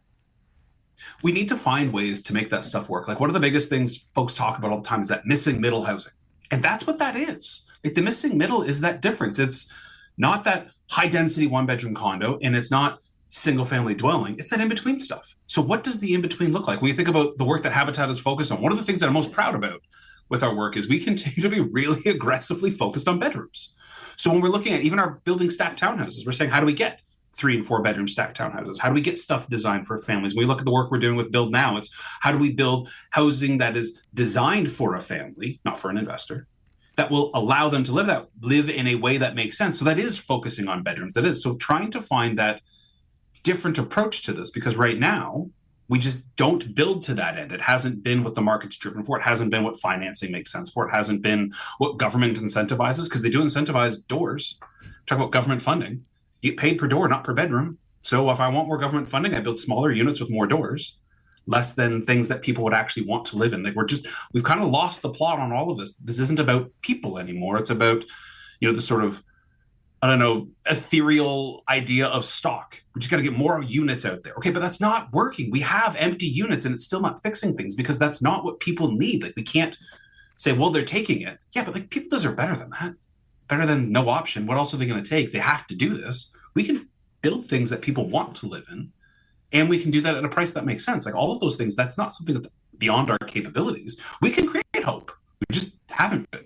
And that speaks to the Build Now project that you made reference to, right? This project, we've got the land out by Rim Park in Waterloo, and we're talking 1,000 plus units of housing, but not in tall condominium towers. This missing middle will be the very thing that exists in this project.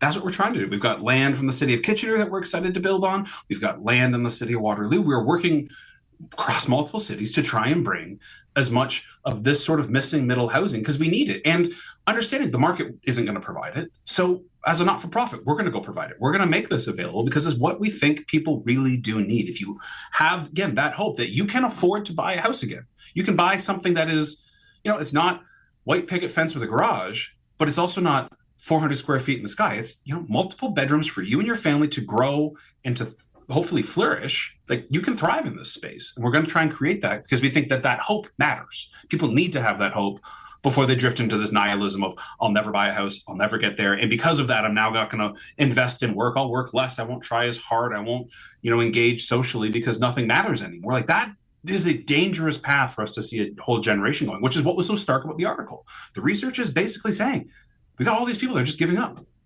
And it's tied in some really clear ways to housing. So we fix housing, we can really bring some people hopefully back from what is a pretty dark place that a lot of them are leaning. You always get us thinking, and I always value the perspective. Phil, thanks very much again for being here. Thanks so much for having me, Mike. Philip Mills is the CEO of Habitat for Humanity Waterloo Region. He joins us every month, usually on the third Tuesday, but I was away on the third Tuesday, so we brought Phil in here on the third Wednesday of the month to talk about housing. And this one really struck me. I love the way, obviously it's the space that Phil exists in and works in, right?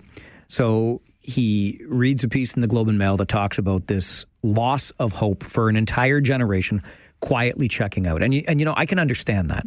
And anecdotally, I'm around a great deal of younger Gen Z, millennial folk, whatever. I get my generations mixed up, but younger people. And I sense this from them. The conversations happen all the time about housing and the ability or lack thereof to afford a home. There is a part of me, I will not tell a lie, there is a part of me that thinks the willingness to give up comes a little bit too easily.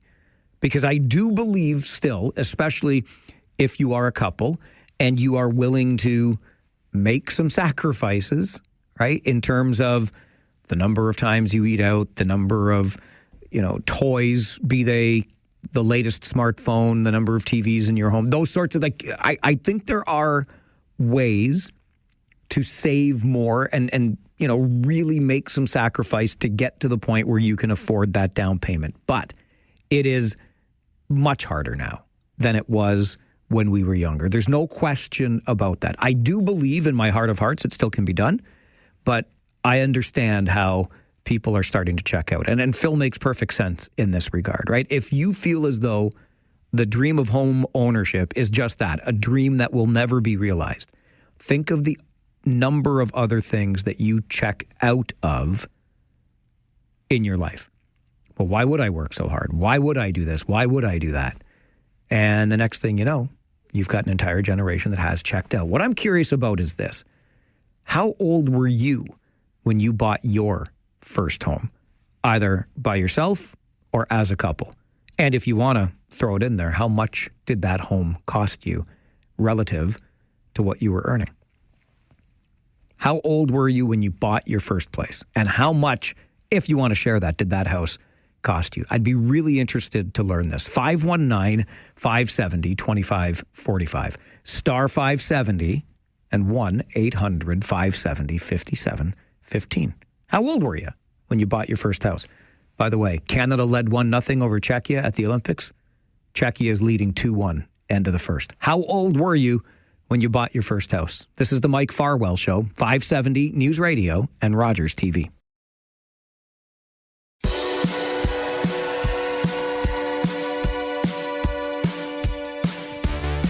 According to a poll by Ipsos, 72% of people who do not already own a home have simply given up on the idea. So maybe you're among that younger cohort that does not yet own a home, or older. Maybe you are among that cohort that doesn't own a home and has given up on the idea. But I'd be curious, if you do own, how old were you when you first bought? 519-570-2545, star 570, and 1-800-570-5715. I was 43, and I had kind of given up on the idea. I was just going to be content to rent because I was all by myself. I don't make a lot of money doing this job. I will not tell a lie. Radio is not the best paying industry, and that's just being honest about it. And so I thought, well, I've chosen a career. I thoroughly enjoy it. I can get by. I'm renting, yada, yada. I didn't really have any intention of buying. And then I got into my 40s, and I thought, well, maybe, because I'd spent a long time clearing up debt that I had been carrying. I got solvent. I worked an extra job. Even while working full-time in radio, I took on some part-time work to save some money. I started getting serious about contributing to RRSPs because I wasn't going to have a house to fall back on as part of a retirement plan. And I was becoming a very good saver. I didn't accumulate debt, etc. This is why I still think it's possible. Even as difficult as it is, I really still believe it's possible if you're willing to make those sacrifices. I didn't have as much social time because I was working a job and a half or whatever, but you do what you do. And then the opportunity came along. I cashed in everything I had accumulated in those RRSPs for a down payment, and I bought a house in 2014 when I was 43 years old. That's how I did it, or when I did it. What about you? Let's go to the phones. Rosina, Farwell's Force member number 357. Good morning. Good morning. It's my first time calling you. I am so happy to have you as a first-time caller this morning. Thank you. Yes, thank you. I was the same age as you were. when 43. There you go. 43. And it was a bit of a hard climb. I had some luck with a job that did matching for RRSPs. Yep. And so I think I was putting in 4%, and they were matching it. I had the same. Yeah, and that's very fortunate. I work for a very good company, and I don't know if a lot of people know or not, or maybe they're not familiar, but there's a program through the government, the home ownership program, where you can take out, I can't remember how much, it might have changed since I did. I think it was like 20% of your RRSPs, and put it down as a down payment for a house. And that's what I did, how I got my first house. Yeah, I cashed them. It took me a long time to save that money, right, in the RRSPs, and you have 15 years to pay it back, interest-free. Yep. And how you pay that, how you pay it back is you put money into an RRSP. That's right. Exactly what I did. Oh, is it? Yep, exactly. Except, okay, there you go. Rosina, it's great to hear from you today. Thanks for calling in. Yes, thank you. Appreciate it. Great to hear from a new voice on the show. We always welcome them. And for me, I don't remember a 20% rule because I promise you, I drained. I drained my RSPs. I had a couple $1,000 left in there, but same thing. Over the past 10, I had 10 years to pay it back, and I just set up a plan whereby I was putting that much into my RRSP in the next 10 years so that it was paid back and you didn't have to pay a penalty for cashing it in to put the down payment on the house. Mark, good morning. Morning, Mike. My wife and I were both 25 years old at the time. Both working full-time jobs. You had a good job at Schneider's back in the day. Yes, I was working at Schneider's back then. Yep. My wife worked at Colonial Cookies. Okay, there you go. So we were both working full-time. We bought our first house in the early 80s, Mike. $58,000. Wow. But what was the interest We bought rate? a beautiful bungalow. Do you remember what the interest rate was? Oh boy, I can't remember, but our payments were $600 a month. There you go. Yeah. What part of town? Pioneer Park. Pioneer Park. Nice spot. Okay, Mike. All right, Mark. Thanks very much for the call. Welcome. Good to hear from you. Now, there's 2 full-time working adults, $58,000 for a house. They were 25 years old back in the 1980s. So there you go. I remember my father telling me that buying a home is the best investment I will ever make. Now, given the state of the market, I don't expect to turn a massive profit on the house that I will eventually own because I don't own it yet. I only bought it 10 years ago. So my beloved and I is still there, and we're working on the mortgage, and eventually that mortgage will be paid off. And when you calculate all of the interest, et cetera, I'm not expecting to turn a massive profit. However, the money that went in is still going to be there. You're certainly not going to take a loss. And that's what my father always told me. And I finally, when I was 43, said, you know what, Dad, you must be right. I'm going to buy a house. And so I did. This is the Mike Farwell Show, 570 News Radio and Rogers TV.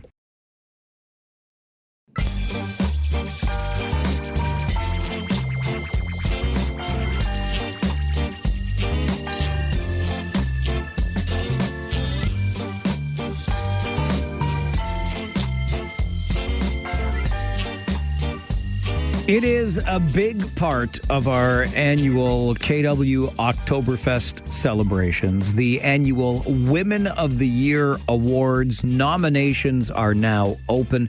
And joining us to talk more about them, the Executive Director of Kitchener-Waterloo Oktoberfest, Tracy Van Kalsbeek, is here. Good morning, Tracy. How are you? I'm great, thanks. How are you? Doing, although I'm not liking the score in the Canada game right now. I'm not liking that score. I'm not liking that weather outside. But anytime we get a chance to talk about Oktoberfest, I am here for it, Tracy. I appreciate that, Mike, so much. Absolutely. So let's start with the Women of the Year event itself. This is a long-standing tradition at Oktoberfest. Not only are nominations open for Women of the Year, but you've got yourself a new title sponsor. I do, yeah. The Women of the Year. It's our 51st anniversary. It's just crazy and amazing. All that we've been celebrating women in the community for that long, and we're super excited to have a new title sponsor in BMO Financial Group this year. Now, the Women of the Year awards are handed out in a number of categories, right? That's right. 12 categories. This year, the event's on May 21st, which is a Thursday. And of those 12 categories, yeah, there's something for everyone for sure. There's arts and culture, community service.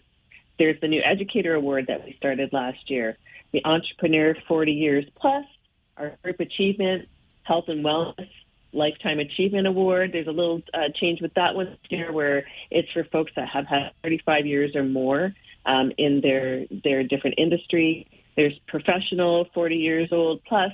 There's Skilled, which has been a newer one, our STEM Award, our Vanguard, which is it was previously called our Rising Star, and then the Adult.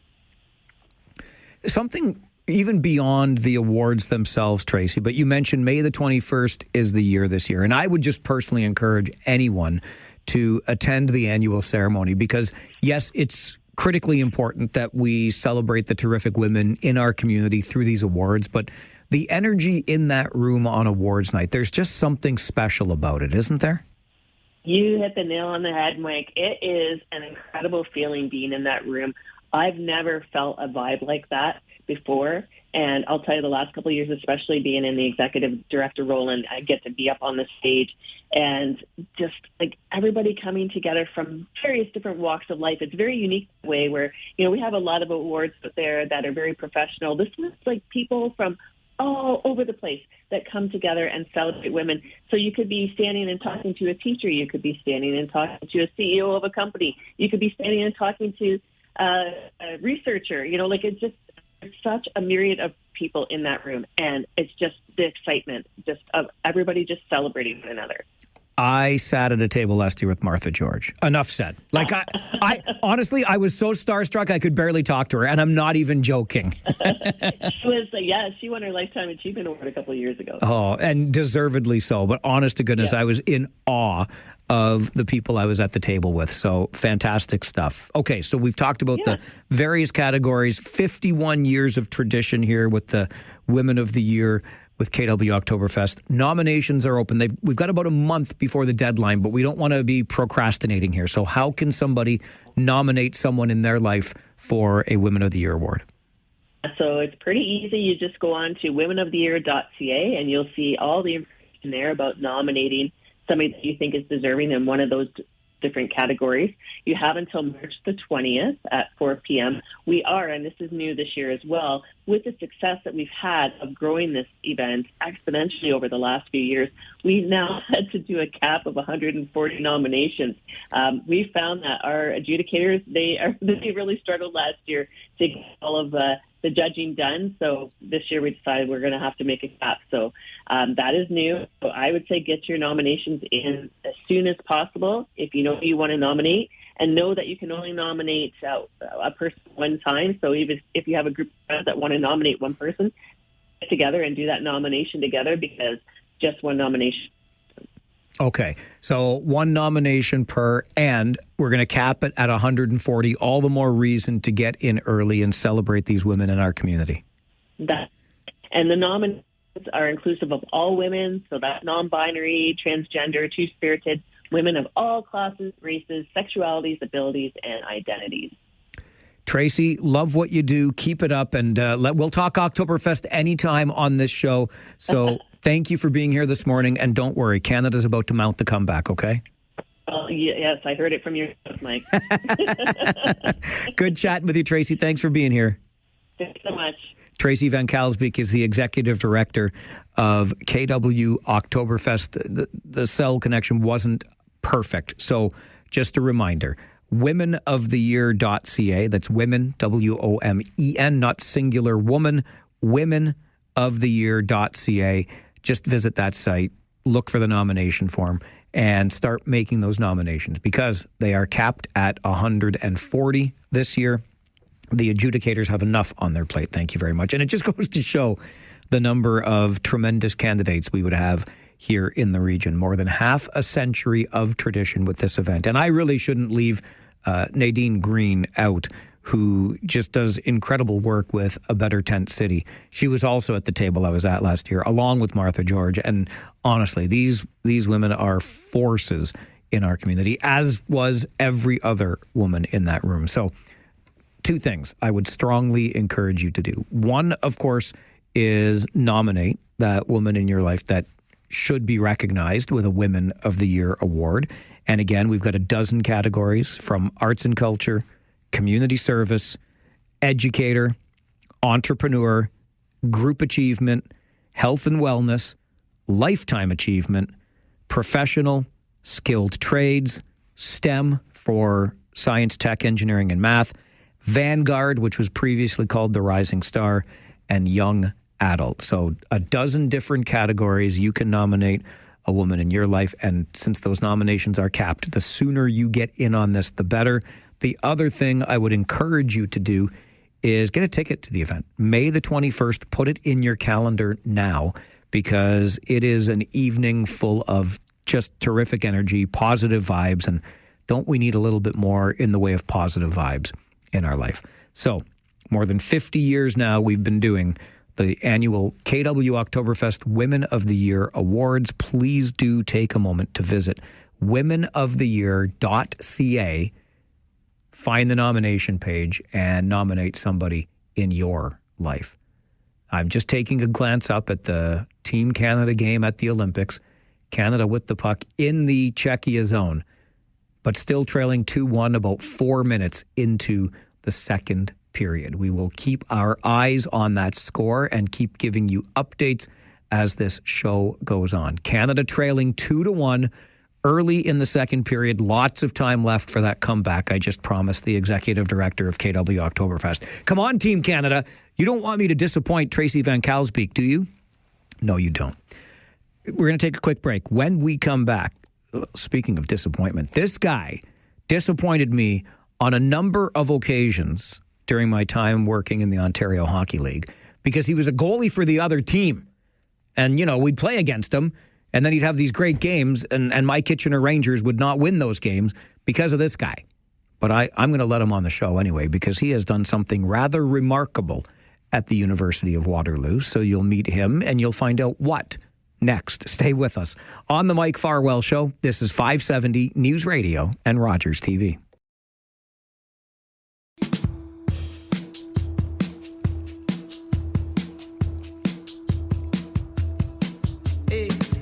As I told you before the break, our next guest is a guy that, quite frankly, rubbed me the wrong way.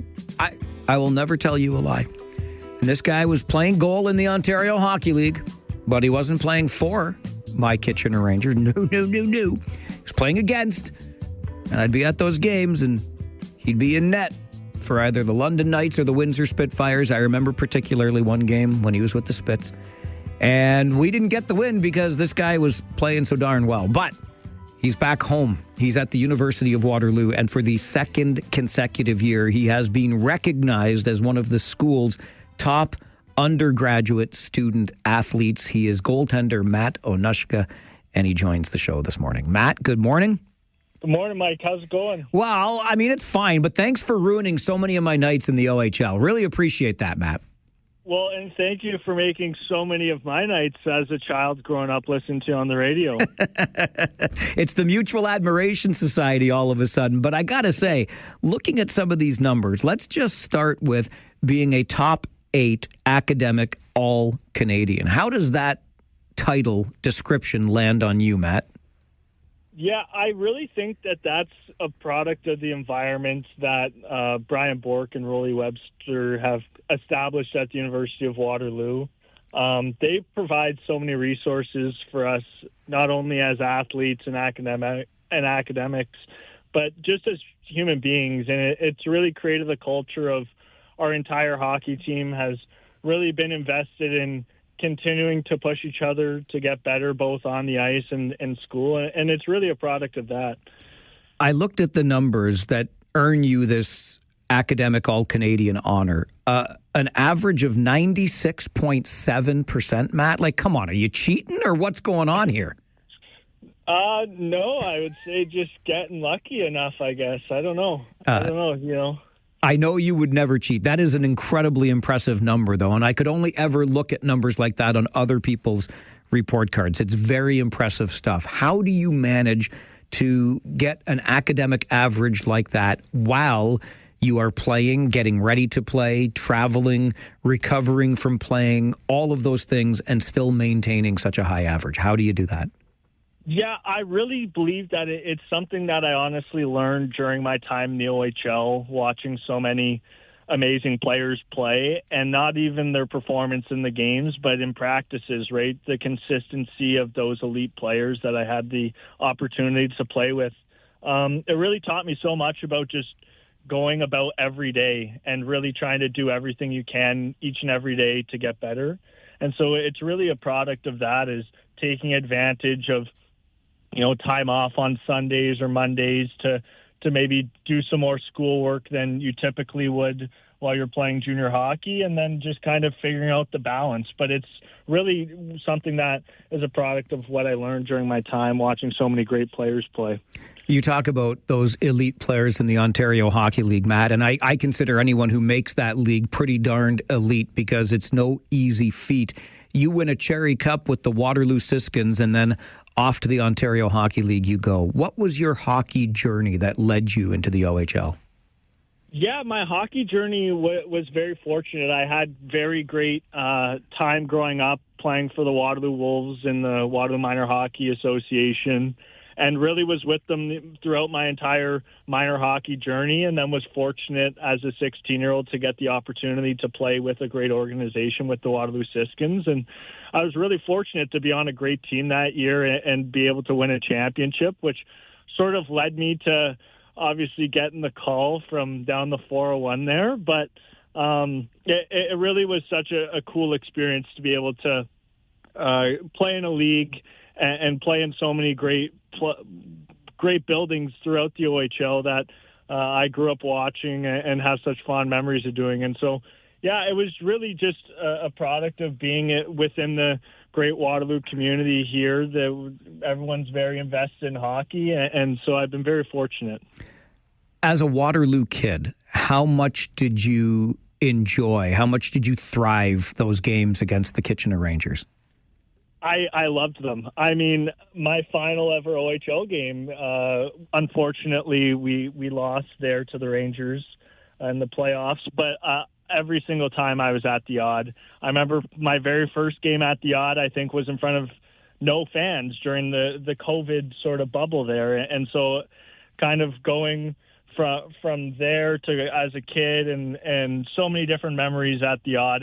Every time I played the Rangers, I had that extra motivation that, I wasn't wearing the blue and red, so I needed to come away with the win. How did you end up at the University of Waterloo? Did you always know USports was your next step? Yeah, for sure. I think that I really saw USports as a place where I could, kind of better myself both as an athlete and academically, set myself up for career opportunities in the future. And I've been so fortunate at the University of Waterloo. The environment and the program that Brian Bork runs with our hockey team is truly first class, and he provides us with so much, not only as hockey players and him with his resources and helping us achieve academic success, but what he teaches us to be ready to go and work in the real world and really, as human beings is incredibly invaluable. And so I would say that during my later years in the OHL, I really just, having heard about Brian and all that he does for the entire team and the entire Waterloo community, I knew that it was the perfect place for me. I mentioned that academic average of 96.7%, which is impressive as all get out, but your numbers as a goaltender last year, 941 save percentage, 2.18 goals against. Not only are you OUA and USports Goalie of the Year, but you're also given the Totsky Trophy as the Warriors Men's Athlete of the Year. How do you maintain that level of success on the ice? Yeah, that's a big product of honestly playing in front of a close-knit team. I'm sure, as you've watched many times before, when you have a team that everyone's willing to sacrifice and do the little things for each other, it culminates in success. And definitely as a goaltender, stats are very much attributed to the entire team, not only the defense, but the forwards and everybody who's taking their part in blocking shots and playing defensive systems. And so I would really say it's a product of our team's commitment to defense, which I'm very fortunate to get to play behind those guys. And we really have a great team unity that makes us all just play for each other. Why goaltending, Matt? Why did you decide that you wanted to stand in front of slap shots for a living? Yeah, that's a great question. I would say it's probably because I had two older siblings who were playing hockey, and so they said, "Here, you throw on the pads and take some shots." And then, I don't know, maybe they hit me in the head enough times, I decided I liked it. Well, clearly, they knocked sense into you then. If I go back to that 96.7 academic average, that comes in honors health sciences. What do you hope to do after school, Matt? Yeah, I'm currently in the process of applying to dental school, so I'm hopeful to maybe be attending there in the fall and continuing my academic journey from there. What's life like as a USports athlete? Life is awesome. I mean, the biggest difference from junior is that you come in with guys and you really form these 4-year-long connections with them, right? Where some guys get traded in junior, and so it's honestly truly amazing. You truly build these friendships and truly a brotherhood with so many amazing people, and even between different sports, you gain friendships and meet so many new people that it's really a once-in-a-lifetime experience to have the opportunity to gain world-class education, but also play the sport you love and make so many new friends. it's really great to catch up with you. These numbers are absolutely incredible, and I'm so happy to see the success that you're having, Matt. Please continue that success, and thanks very much for joining the show. Yes, thank you very much, and best of luck the rest of your season calling the Rangers. Thanks. We're looking forward to a long run this year. Fingers crossed on that. Thanks, Matt. Yep. Thank you, Mike. Appreciate it. Matt Onuska, goaltender with the University of Waterloo Warriors men's hockey team. Let those numbers just sink in again. A save percentage of .941, a goals against average barely above 2, OUA goaltender of the year, USports goaltender of the year, Warriors men's athlete of the year. And oh yeah, by the way, along the way, how about holding down a 96.7% academic average? Matt Onuska, the Waterloo boy with the Waterloo Warriors, a top 8 academic All-Canadian. That is a great story. Goaltenders are weird. This goaltender, very smart young man. Great to catch up with him on the show. Okay, we're quickly approaching noon and your update in the 570 News Center. And for the first time in many days together, we are able to enjoy a Talkback Hour with open phone lines so you can have your say. It's been a while. Let's catch up with one another, shall we? And by the way, over at the Olympics, Team Canada, now mid-second period, just past the midway point, trailing 2-1 to Czechia, and Sidney Crosby has left the game. Oh my goodness, Sidney Crosby hobbling off the ice. Oh gosh. He'll be back, right? He's Sidney Crosby. Like, basically, he doesn't skate. He just glides over the ice. He'll be back, I hope. Crosby out, Canada down 2-1. Talk back coming up on the Mike Farwell Show. 570 News Radio and Rogers TV. Take out the papers and the trash, or you don't get no spending cash. If you don't scrub that kitchen floor, you ain't gonna rock and roll no more. Yakety yak. Don't talk back. Just finish cleaning up your room. Let's see that dust fly with that broom. Get all that garbage out of sight, or you don't go out Friday night. Yakety yak. Don't talk back.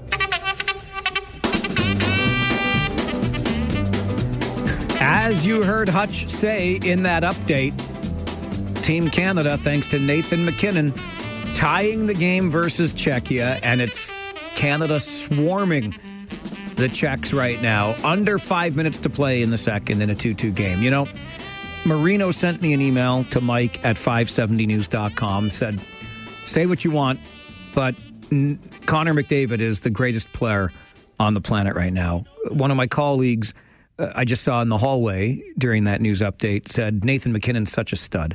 And I agreed with what Marino said, and I told my colleague they're all studs. The NHL has got to figure out a way.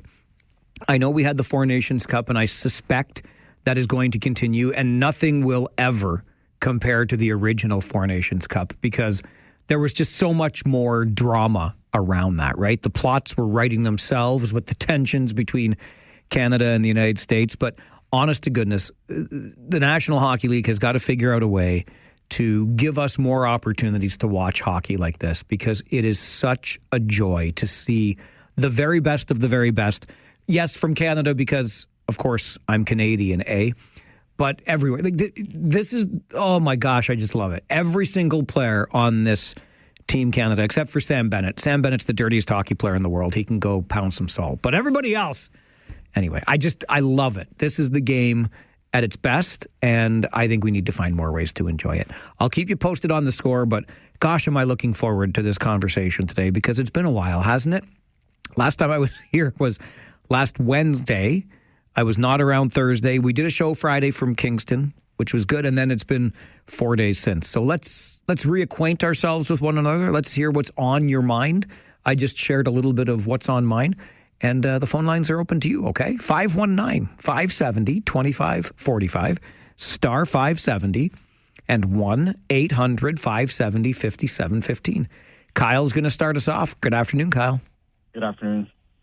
a little upset that you denied my song twice because I forgot it. Listen, there are rules, Kyle. Oh my gosh. You can forget my song and didn't understand the difference between Weird Al Yankovic and Bob Dylan, but then I get in trouble because I forgot the name of my song. And now, I don't want to throw anybody else under the bus, but I am not responsible for playing the songs, okay? All I do is mark down the request and send it into the powers that be. Whatever happens after that, I can't control, Kyle. But if you call in and say, the song is called Quest and the band is called Tribe, or whatever nonsense you spoke, you were like speaking in tongues or something here. Come on. I couldn't remember. I was driving and then other things on my word. Now, I heard you have a new person on your list for the Mike Farwell Force for everybody. What's this? I heard that there's a new number that you gave to somebody. Oh my gosh, that's right. Ashley got 5.5 because she's half a point better than you. Wow. Yes, sir. Yes, sir. She wouldn't tell me anything. She was hiding her phone when we were in Montreal, and I'm like, this is scary. I don't like this whole thing now. And I was laughing, and she said, yep, I want to be on the Force because we were listening to on the way to Montreal. So I was like, oh, my gosh. I said, I don't know what you're getting yourself into, but... And then she's like, nope, I can't tell you what we're saying. I can't give you my number. So she won't tell me anything. So I'm glad that I got it out of you now. Well, I only speak the truth on this show. It's like injecting me with some truth serum. I'll give you the straight goods, buddy. She is 5.5, half a point better than you. Wow. All right. Thanks, Mike. Have a good day, buddy. Thanks, Kyle. You too. That's right. We continue to add members to Farwell's Force. It's a force for good, a force for change, a force to be reckoned with. And Ashley is Kyle's much better half, and she did send an email inquiring as to how one gets onto the Force and what being on the Force means, which is really still a work in progress, okay? But collectively, we get crap done. Remember first thing this morning, I was telling you about the Region of Waterloo's website and going to it on a desktop to find out when your new collection day was. It wasn't working. Bada bing, bada boom. Within an hour, it was working. That's what we do here as a force for good and a force for change on the show. So if you'd like to be a member of the growing Farwell's Force, by all means, send me an email, mike@570news.com. We will assign the next number in sequence or a number of your choosing. I'm not going to force you to take the next number in line. As long as the number is available, you can have it. And all you have to do to be a Farwell's Force member in good standing is listen for 15 minutes every day. Simple as that. Any 15 minutes you want, but listen for 15 minutes every day, and you are welcome to be a member of Farwell's Force for good, change, and to be reckoned with. Janice is next on Talkback today. Hello, Janice. Hi, Mike. How are you? I'm fine, thank you. How are you? Oh, not too bad. Good. I'm calling about the comment that was made this morning about the freezing rain and closing schools and blah, blah, blah. Yes, right? We had Connie called and thought it might be more dangerous for kids to be walking to school on a day like today. Well, we're setting the kids up for failure, really, because when I was a kid, I used to have to walk to school no matter what kind of weather it was. And the kids are going to think, well, when they get older, well, the weather's bad, I don't have to go to work. Like, they got more PD days, more ice storms or snowstorms or anything. They have nothing to really go by. I understand it's dangerous for them to go to school and everything in the ice, but really, how much do we have to take? How much do they miss in school and learning? Janice, I think you nailed it, and I'm 100% with you. I really am. Now, I will admit, I'm a wee bit on the cranky side today. Okay, I don't like this weather. It frustrates me. Yesterday was so beautiful. I want more beautiful, please. My shoulder's still bugging me, so I'm making excuses for my slightly cranky mood. But I am so with you, Janice. Softest humans ever. Period. Full stop. It's not life-threatening to be outside today. And I'm with Janice. What message are we sending? What we're sending by way of message. You should see this office today. Empty. Empty. You could shoot a cannon through here. Why? It's Wednesday. We just had a long weekend. Like, come on with your coming on. I'm 100% with Janice. We are creating a world whereby at the slightest threat of inclement weather or whatever. I don't know. It's going to get dark at 5 o'clock. Everybody staying we're just closing ourselves more and more into our own spaces. Heaven forbid we see other human beings. Stop it. It's utterly ridiculous. It really is. Don't tell me that a trained driver can't get a bus around today. Just take your time. Be careful. It's all about liability. I know this. I'm going down a rabbit hole. Janice, I'm with you. I'll just leave it right there. And I'm frustrated as all get out by this. I really am. I am cranky today, but Janice is right. This is ridiculous. Jersey Bill, good afternoon. You're on Talkback. Yes, and I'm your caller equivalent of Bruce Springsteen, being that I am Jersey Bill. I like it. He came from Asbury Park. My family used to vacation down the Jersey Shore. I come from Middlesex County, South Plainfield, New Jersey. So can't be much more Jersey than that. I love it. I absolutely love it. And I have to say, I would suspect that if it's Canada versus the U.S., that we're not going to hear any AM on the AM. In the AM. No, you will not. Yeah, if Matthews is the one to score, of course, if he scores the goal and Canada still wins in a blowout, maybe you'll give him that honor. But you're not going to be looking for him to have a really spectacular game against the Canadians. I certainly will not. And I'm also thinking too. It's been a great year for Kitchener Rangers, and you're going to be facing that unfortunate conflict between Farwell for hire and the Rangers going deep into the playoffs. I hope you can handle that. I'll be supporting you anyway. But I feel a little bad for you that those two important parts of your schedule might conflict with one another again. Thank you, Billy. I appreciate that. Farwell's Force member number 12, I should point out. It's very kind of you to think that way. Oddly enough, curiously enough, coincidentally, we've been thinking about that very thing because it could be. I don't want to get too far ahead of myself, but hey, it's a very good Rangers club. Who knows how far they go? The best way to avoid the conflict is to avoid the conflict. So we might just, and by might just, I mean probably will, likely we will, nudge the campaign out of the month of May just to clear the space, just in case, because we can still fundraise for a very important cause together after the Rangers season is over. It might be over before May, but just in case. We're hedging our bets a little bit, and I think we'll nudge the campaign into the month of June this year and start it then. I'll be ready to go. I know you will too. This is Talkback on the Mike Farwell Show. Phone lines open to you on 570 News Radio and Rogers TV.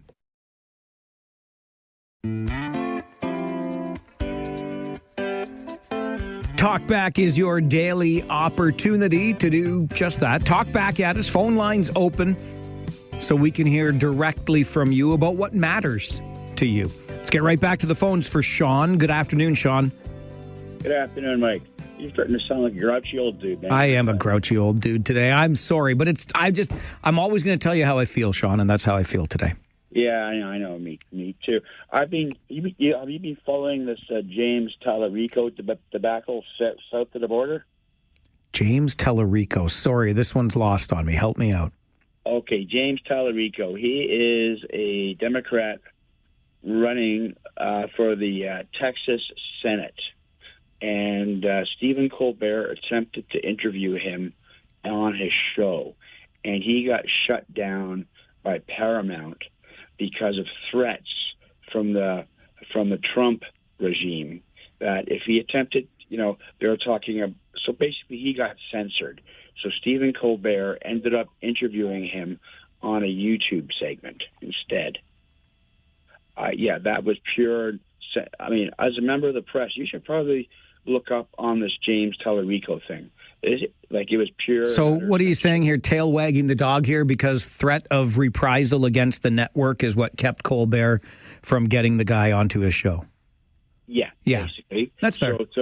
So Colbert interviewed him on YouTube. He wasn't even allowed to say on his show that he wasn't interviewing him. So he did.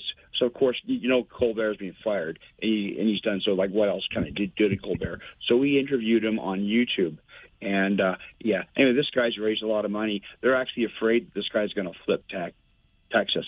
It's quite an interesting thing. They are talk about canceling people. This is what's happening south of the border right now. People should look into this if they think it's still safe down there. All right, Sean, thanks for the call. Appreciate it. I triple dog dare you to tell me who I can and cannot interview on the show. Triple dog dare you. That's right. And, I just want to go a half step further on what Janice and I were talking about before. I think this is a perfect opportunity for the work from home idea because obviously, we had all these warnings. And by the way, it was orange. Come on, can you just tell me what it means? Stop with the stupid colors. It drives me. It's a yellow snow warning. It's an orange freezing rain warning. Just stop it. Just tell me what's coming. I'll figure out how dangerous it is for myself. Thank you very much. But hey, if you take advantage of the opportunity to work from home on a day like today, because we certainly do have the technology, that's fine. As long as you're going to the office most of the time. Again, my big concern here is, to Janice's point, the message we're sending to kids, bad weather equals just stay home, put your head under the blankets and, don't worry about anything. And with working from home in general and all of these unions provincially and federally that are pushing back against return to the office mandates, stop it. Stop that. Going to work, being around people is a good thing. We should welcome the opportunity to be around people. I know you and I aren't in the same room every day when we have these conversations, but this is why I come to work. To have the chance to talk to you. I don't want to type to you. I want to talk to you. Human to human. It's interaction. It's important for us. And quite frankly, I thrive on it. So let's keep that going, okay? Preston Paul, Farwell's Force member number 45. Good afternoon. Good afternoon, Mike. Got a few things here. Yeah. Nice weekend, 5 out of 6 points. You got to be liking that. Paul, I do, but I wanted that last game so bad. I did. What's it up to me? But we have not swept that swing since 2006, 2007. I thought we were going to do it. Wow. Yeah. Wow. And how about you think of that weather I promised you on yesterday? Oh, you're such a beauty, Paul. I loved it. What a day I had for a day off, eh? Yeah, I thought of you going, I bet she's gone around the block and around a bunch of other blocks. Sure did. Rosie and I got our steps in yesterday. Yeah, I got my bike out yesterday and went for a little spin too. So, but watching the hockey game there, Crosby got whacked by one of the Czech players. No penalty called. Now, I've got the game taped, so I'm going into the second period here, but I just can't believe the calls that have been going against Canada and not against the Czechs. Well, we did get a power play goal to tie. Oh, wait, you used taped. You're not caught up yet. That's okay. I'll still watch. Okay, good. That's good. I'd rather hear that than the 3-1. Exactly. Yeah. See, you have a great day, Mike. Thanks, Paul. You too. And yes, Sidney Crosby did get manhandled a little bit, and we'll hope for the best. I watched him walk down the tunnel. He was hobbling, but just a little bit. So, he's Sidney Crosby. Tape it up, get back out there, right? We'll see what happens. Ian is next on Talkback. Good afternoon, Ian. Good afternoon, Mike. It's 307. Farwell's Force member number. Welcome back. Yeah, thanks. I've been listening off and on, and today over the bus cancellations, things have changed since we were kids. Have they ever? The amount of people that are in the growing areas, and then of course the bad drivers that are on the road, it's probably safer for everybody to stay home that can't drive. But I think we all like to think that we can all drive really well, and for some people, it's they really need to be retested. Yes, I'm the very best driver. Just ask me, Ian. That's right. And I'm out here driving a big truck. And I like the drive in the winter. I don't like the challenge of sharing with people who can't. That's fair. Absolutely fair. Yeah.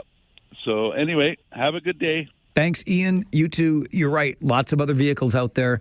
Not lots of good drivers. Doug, good afternoon. Hello, Mike. Hey, Doug.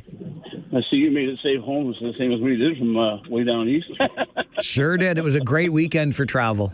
Yeah, and I was quite impressed to hear. I didn't know you wanted that last game. But Oh, so bad, but that's okay. We'll take 5 out of 6. 5 out of 6 ain't hey, yeah, you're gonna hang your head on that one. Anyway, real quick, Mike. I was kind of turned my head when I see this guy from the PCs ran down to Washington, and his buddy is actually is Vance. Yeah, Jamil Giovanni, a Conservative MP from the Durham region, is an old school buddy of J.D. Vance, the Vice President of the U.S. Ain't it a small world? But all I'm thinking is that, like, okay, you made your point, but so what? We should sizzle and twiddle our thumbs. Well, Mr. Trump has his anti-Canadian hissy fit. I mean, we're doing is giving as good as we got, as far as I'm concerned. So I just like, at least Pierre Poilievre had, to me, he had the guts to come up and say, look, he doesn't speak for us. I do. And that, what else are you going to do? The guy went down on his own, so. Anyway, have a good one, man. Thanks, Doug. Appreciate the call. You know, since you brought up federal politics, I'll just remind you of something, okay? Matt Genereux, lest you missed the news, crossed the floor. An Alberta MP goes from the Conservatives to the Liberals. I cannot stand this practice of floor crossing. So the Liberals now 3 seats shy of a majority, but there are 3 by-elections out there.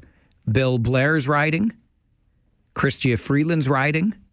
Both had been Liberal. If they stay Liberal, what about that one more riding? Remember the one in Quebec where it was decided by 1 vote? Well, the Supreme Court stepped in and said, no, we got to redo this one. So it's no longer a Liberal riding. It might be a bloc riding, but they're going to a by-election in that one. Just imagine if the Liberals win all 3 of those by-elections, it's a majority government. Floor crossing. Don't get me started. It's like bus cancellations. It's Talkback on the Farwell Show. 570 News Radio and Rogers TV.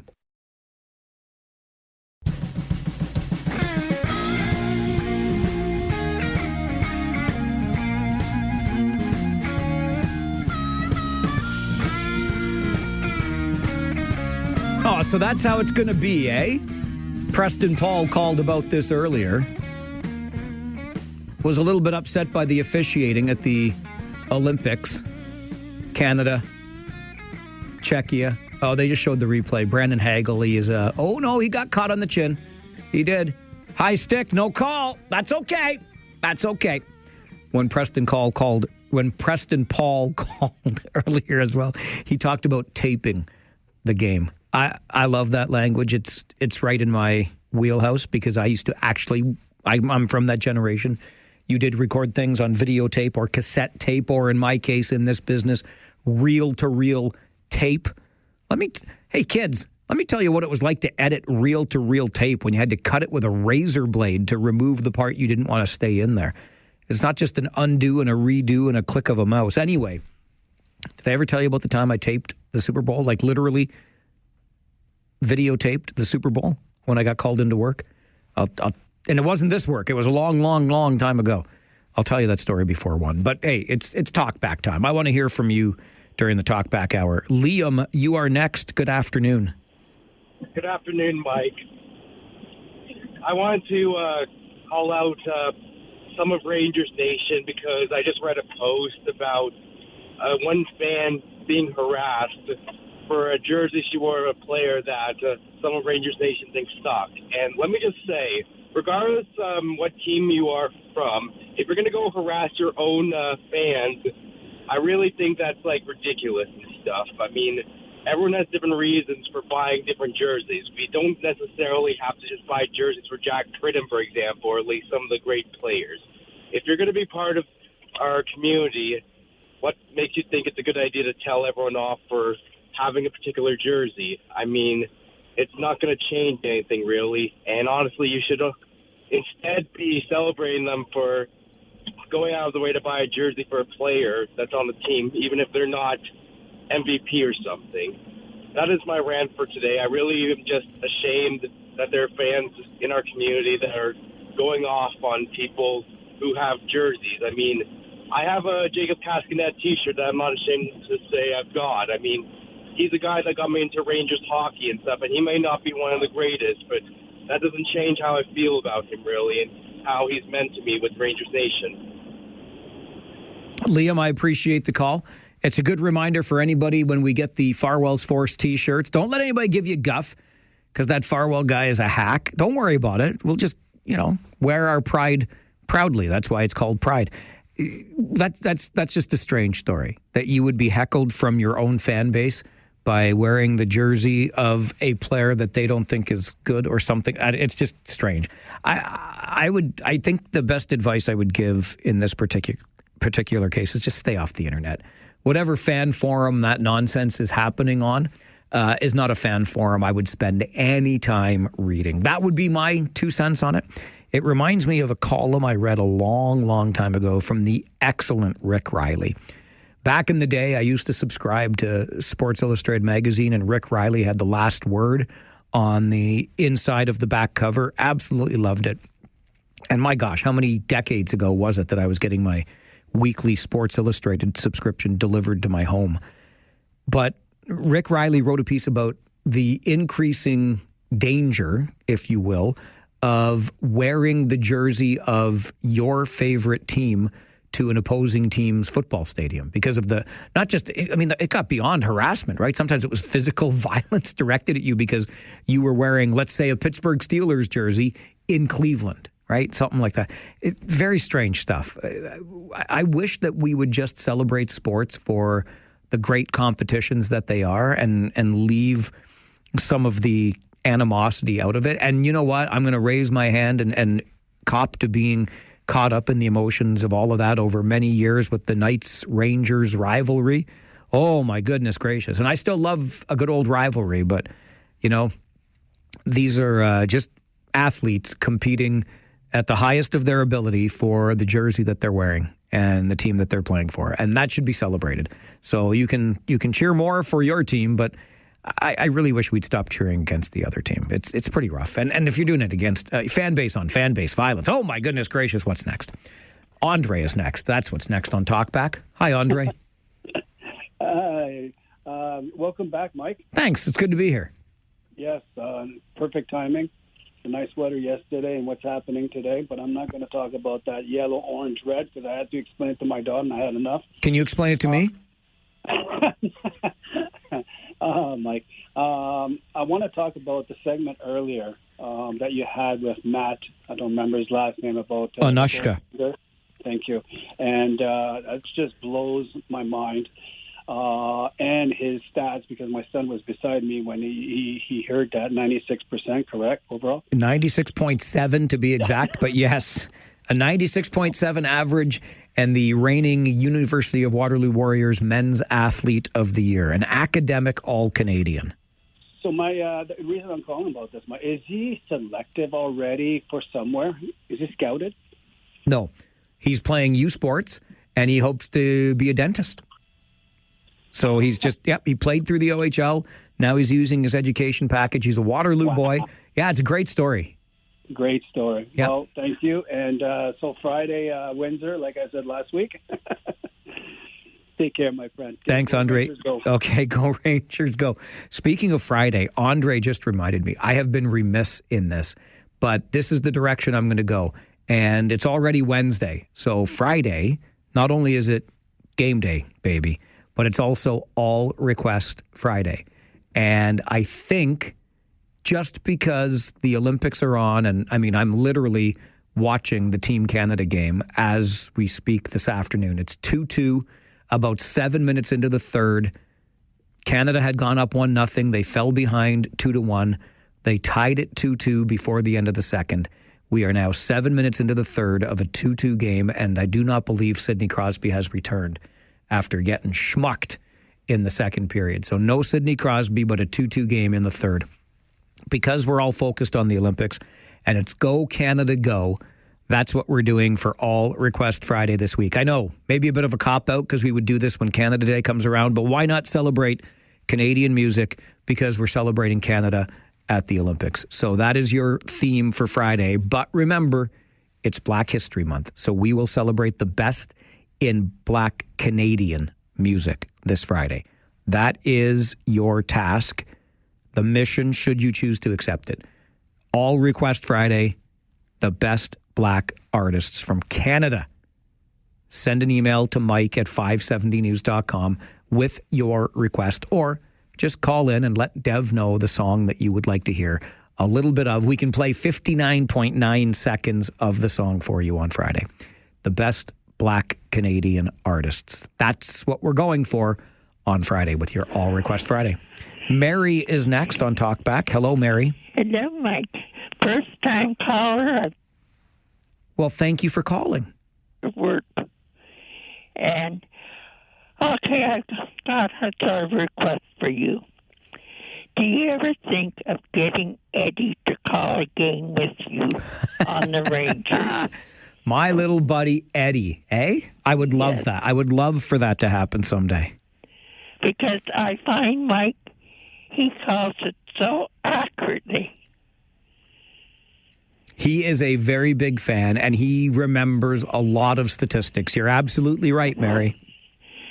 And when you were talking about purchasing homes, I think there was the program called Ontario Mortgage and Housing when you went to purchase your first home. For me, it was Canada Mortgage and Housing. I don't remember an Ontario Mortgage and Housing. I think that you got a better help, because I know when I bought the first home, it was, I think, 22% interest rate. Oh, my goodness. At that time, they were up. And that's going back to 70s, mid-70s, mid-80s. Yep, it was a different time for sure. Then, and I think I paid $50,000 or $50,000 or $60,000. You had to take out a mortgage to do it. That'd be in the ballpark in the 1980s for sure. So, but keep up the good work, and I hope. You know what got me with that Guelph deal and the Rangers? Why did Guelph get it when they didn't have the proper facilities? Mary, that's a great question, and I love hearing from you today. Thank you for being a first-time caller. Obviously, a very big Kitchener Rangers fan. Why did the Guelph Storm get awarded the 2027 Memorial Cup when there's a much better, much bigger facility in Kitchener? It's a very good question, Mary, but only the people that made the decision know the answer to that. I'll tell you this much. Every time, because of some of the reporting around the story that Guelph told, which was lovely, there's no question about it, and how they really tugged at the emotional heartstrings of the selection committee. I remember one part of it being that when the selection committee visited the Sleeman Center, they had popped some popcorn to just evoke all of those images of, the arena coming to the rink, the popcorn that's part of it, etc. Every time I go into a rink now and I smell popcorn, I'm like, are you bidding for the Memorial Cup? Is that what's happening here? Anyway, and to Mary's point about Eddie has been calling our post-game show for more than 10 years. Eddie literally went through puberty while calling the show because we could hear his voice cracking when he called in, but he always called in. He's a huge Rangers fan and a regular contributor to our post-game Rangers talk show that we do after every home game. Just another one of the ways that we bring you the very best, the most complete coverage you'll get of Kitchener Rangers hockey right here on your home of Rangers hockey. Working on an extension of that deal right now as we speak. Am I allowed to say that out loud? I just did. Keep Rangers hockey here, please, and thank you. I'll stay for as long as you want. And if that means you want me gone tomorrow so you can get this new deal done, I'll leave tomorrow because I want the Rangers games right here. It's the Mike Farwell Show. Your Talkback Hour continues on 570 News Radio and Rogers TV.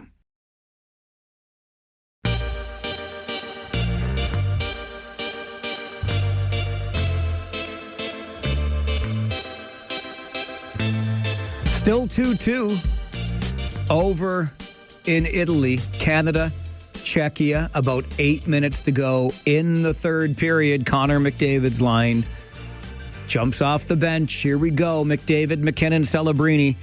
Come on. You muckety mucks, let's go.